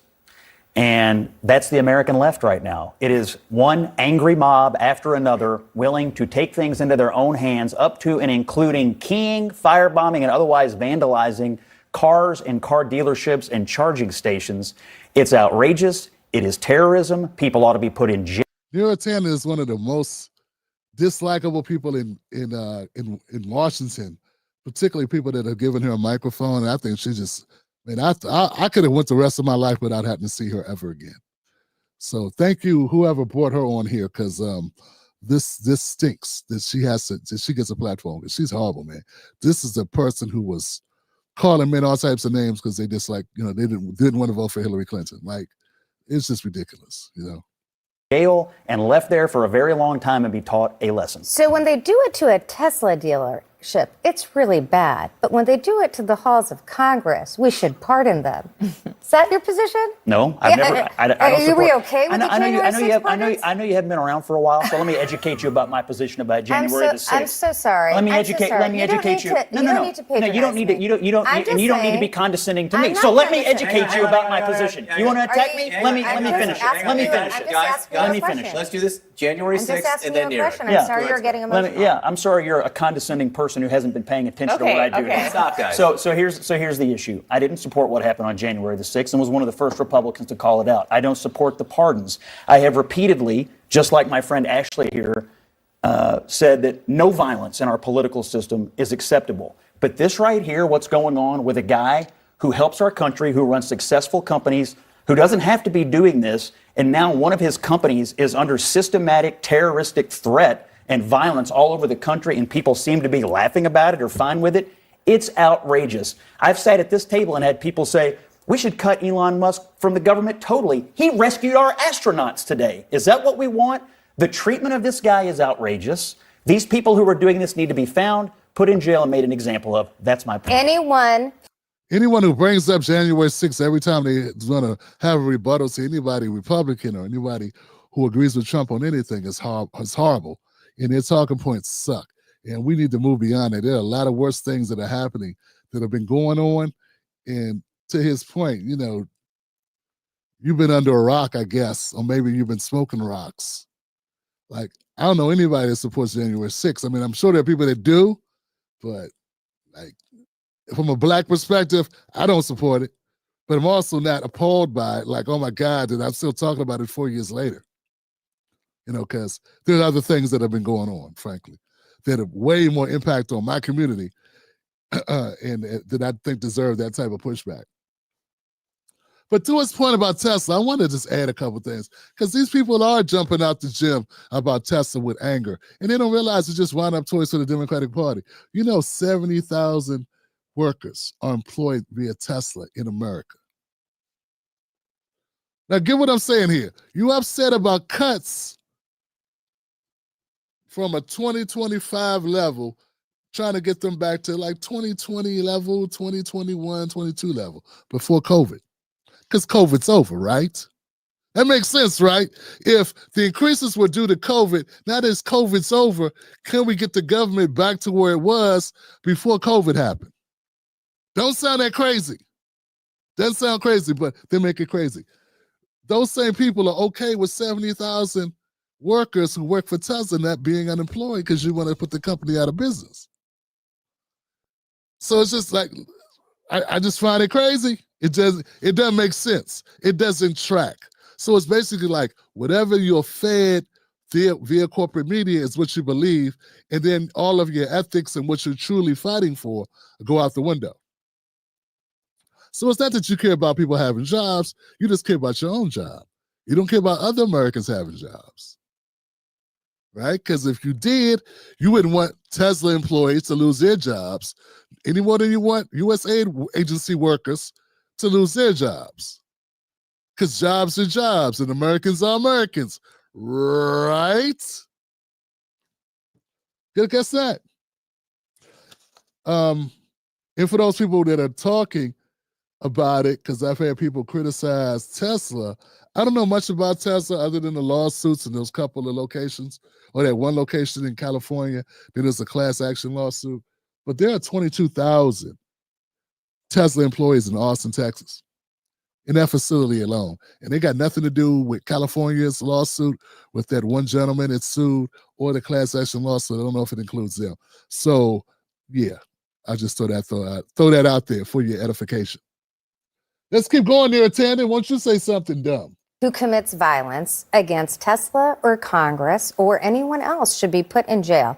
1,000%. But that should not stifle dissent. 1,000% isn't a thing. And that should not stifle protests. Here's the problem. It's not just protests.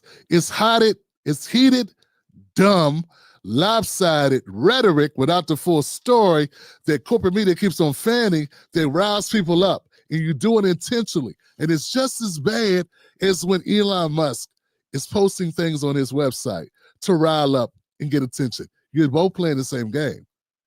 And that's what I've been trying to tell people. I see the same game being played on both sides all the time. Democrats and corporate media say things to rile you up and lose all the context. And Elon Musk does the same thing with his platform. But Elon Musk grabbed Twitter to be able to do that because that's what he kept seeing done by corporate media and the liberal whatever. So remember, he didn't build X. He brought X to give conservatives a place where they could do it instead of it be everywhere like, you know. So he says, I don't know why he got it. But if you listen to the narrative, it's like to give free speech to conservatives. I don't know if that's why he did it. I think he did it for money and for power and because he had a lot of money. That's really why I did it. But anyway, I hope my point makes some sense. Yeah, it's not, I'm not saying either one are good, but I'm saying neither one are good. That's all I'm saying. Neither one are free. There are dirt on both hands. There's blood on both hands. There's dirt on both hands. And if you're operating as if there isn't, then you're being fed. You're drinking the Kool-Aid on one side or the other. Okay? Neratani now wants to walk it back like, oh, I'm not saying violence is okay, but what I'm saying it's okay to demonize people. Or opposition from Elon Musk. Give it a little lip service. Give it a little both sides. Go ahead. So John, we're still both sides here. Yes, you did, kind of. You did. With the segment is about, it's not about Democrats getting burnt down, right? This isn't about Jeff Bezos' house or Bill Gates' house. It's about targeting of different Tesla facilities across the country. It's not one person, Nira. I don't think one person is doing like that movie Tracker, that show Tracker. I don't think Reacher, that big cockshawm brother from Reacher, I don't think Reacher is jumping on planes, traveling to various Tesla locations across the country and firebombing them and shooting up vehicles. Like, it ain't one guy doing this. I seen the movie too. I seen all the movies you've seen, and I don't think that's what's happening. So yeah, one could intuition can lead them to believe that this is a coordinated effort because there's so many different places at the same time. You'd have to be damn near a magician to do it. And with all that travel and it being the same person, maybe at some point somebody noticed something. They noticed you traveling doing this. So anyway, but yeah, you did, Neratani did both sides because the segment is not about what's happening on January 6th. That was your whataboutism right there. Case closed. Yeah, Nira is out of step. She hasn't been doing this for a while. But I guess whoever this is, punchable face dude, whoever this guy is here, that's Scott. Scott used to be punchable face dude, but considering he's the only person that I could see him and my brother Singleton, you know, sure, Michael Singleton, I want to call him Michael. This punchable face dude right here, you know, he's the one that brought her on, I think, because he seems to me to be the type of hacky blue dog Democrat that would dust off an irritant and force us to have to listen to her. Because Abby wouldn't, I don't think Abby rocks with that. That's this guy. Oh, I get to do the show tonight? Let me bring in the worst person imaginable. Let me go get Neratani. That'll be great. That'll boost ratings. No, it doesn't. And she hasn't done this in a long time. And she just come in with a canned line about January 6th. This usually plays well with the Democrats. Say this. Allison actually was on point with her statement. Hey, we don't condone this mess no matter who's doing it, like, because it's violence. And then one person, then if someone happens upon this dude or whoever it is doing this and he surprises them, he or she surprises whoever's doing this or whatever group are doing whatever, and someone gets hurt, this thing jumps to a whole new level. Yeah. It's almost as if, and I don't know why I get this vibe, I get the vibe like the Democrats are sort of playing on the Luigi Mangione thing. You know, I kind of get that vibe a little bit. I know it's a little, you know, I know it's not exactly the same, but I feel like they're trying to make Elon be like the guy that the executive for the healthcare company. You know, I feel like that. And like, I feel that scenario creeping into the conversation. And I think that's dangerous as hell because I don't know. I haven't seen Elon like denying people's coverage where people's lives are cut short. All he did was fund a guy who you don't like and is working on that guy's behalf in his administration. To the point, I mean, Elon would not be doing any of these things if Trump didn't have him doing it. And I'm not saying Elon's a great guy. I don't know him. If he ain't sponsored this video, he don't know who the hell I am. I'm just saying it seems eerie. That's all. It seems a little eerie when you start condoning violence, because I don't condone people going out to Soros. He's giving money to pretty much every different. I don't want violence on Sam Bankman-Fried, and he funded Jasmine Crockett's rise to fame, and countless other Democratic politicians. And everybody's quiet, and I don't hear conservatives like calling as much as they can't stand Jasmine Crockett. I don't hear them calling for people to go after Sam Bankman-Fried in jail. It's treating like Epstein. So I'm just saying, it's like there have been conversations like who's more dangerous, who's condoning violence. I don't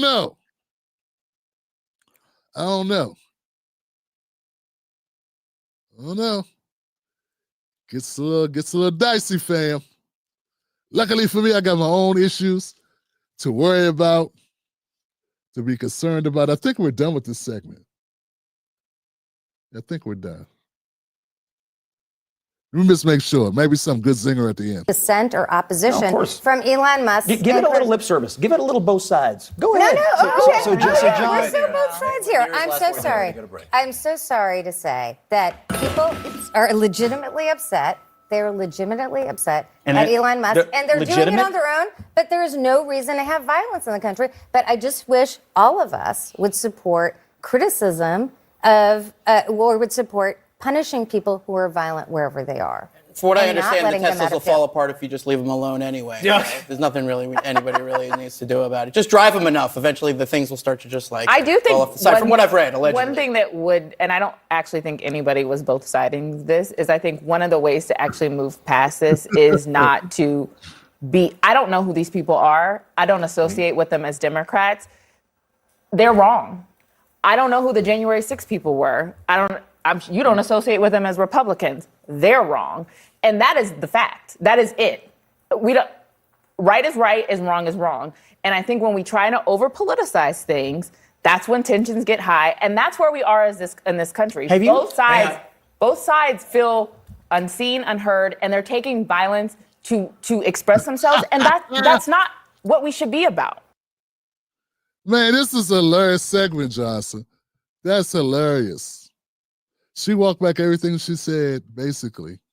She started with it saying, I don't want people to get mad at me. I don't want my Democrats to be mad at me. How am I going to work? What am I going to do with myself? I got to be able to stay in good with the Democrats. Let me walk this thing back here. Dear Tanner said you have a right to be upset. Really? All right, it is what it is, guys. Man, do me a favor. Let me know what you think in the comment section below. Tell me what's up, man. Hey, man, I don't know it all. I just know how I feel about it. And I say how I feel about it unapologetically. That's what you do on a platform. You don't know everything, but you got feelings. It'll be helpful if you got some data to go along with the feelings so that you give people some useful information. But I don't know it all, and if you disagree, that's fine. In fact, put out content. I encourage everybody to become their own media company. Lord knows you are. You just not getting paid for it, but believe me, whether it's Elon Musk or if it's Mark Zuckerberg Or if it's whoever owns YouTube, when you're in the comment section, they're making money off you because you're keeping people on the platform. So think about it like that. You're just an unpaid content creator. Your poster content. Yeah, your poster content. All right, folks, that's all I got. Let's go to the comment section. Wow, no more nearer. No more nearer. Looks like I got everybody already. Craig gave me some love. Gave somebody love with memberships. Black Mamba came through and she gave a super sticker. M Sparks came through. He gave me some love. Trust No Party came through. Thank you, Trust. Good to see you as always, my brother. And WD. Super sticker from WD. And folks, that will do us for on a Wednesday here on the Tim Black Show. Please hit the like button on your way out. Don't forget to go to timblackpauls.com to pick up merchandise. We got great merch on the website, good stuff. We're built for this is our new design, but we got all the classics, the Wolf Pack, the Wolf. We have cornbread. Yeah, the cornbread. Nobody take my cornbread. Don't let anybody take a cornbread t-shirt. Designs, mugs, aprons, hats, scarves, stickers, the whole nine. That's all I got, guys. Have a great evening, what's left of it. Thank you, Buck Bewley and Black Mama, for supporting the show, for moderating the show. Thank you to all the Tim Black Wolfpack members who keep the show going. And with that, I'll just say, where are my ladies? Where are my ladies? I'm all good. Now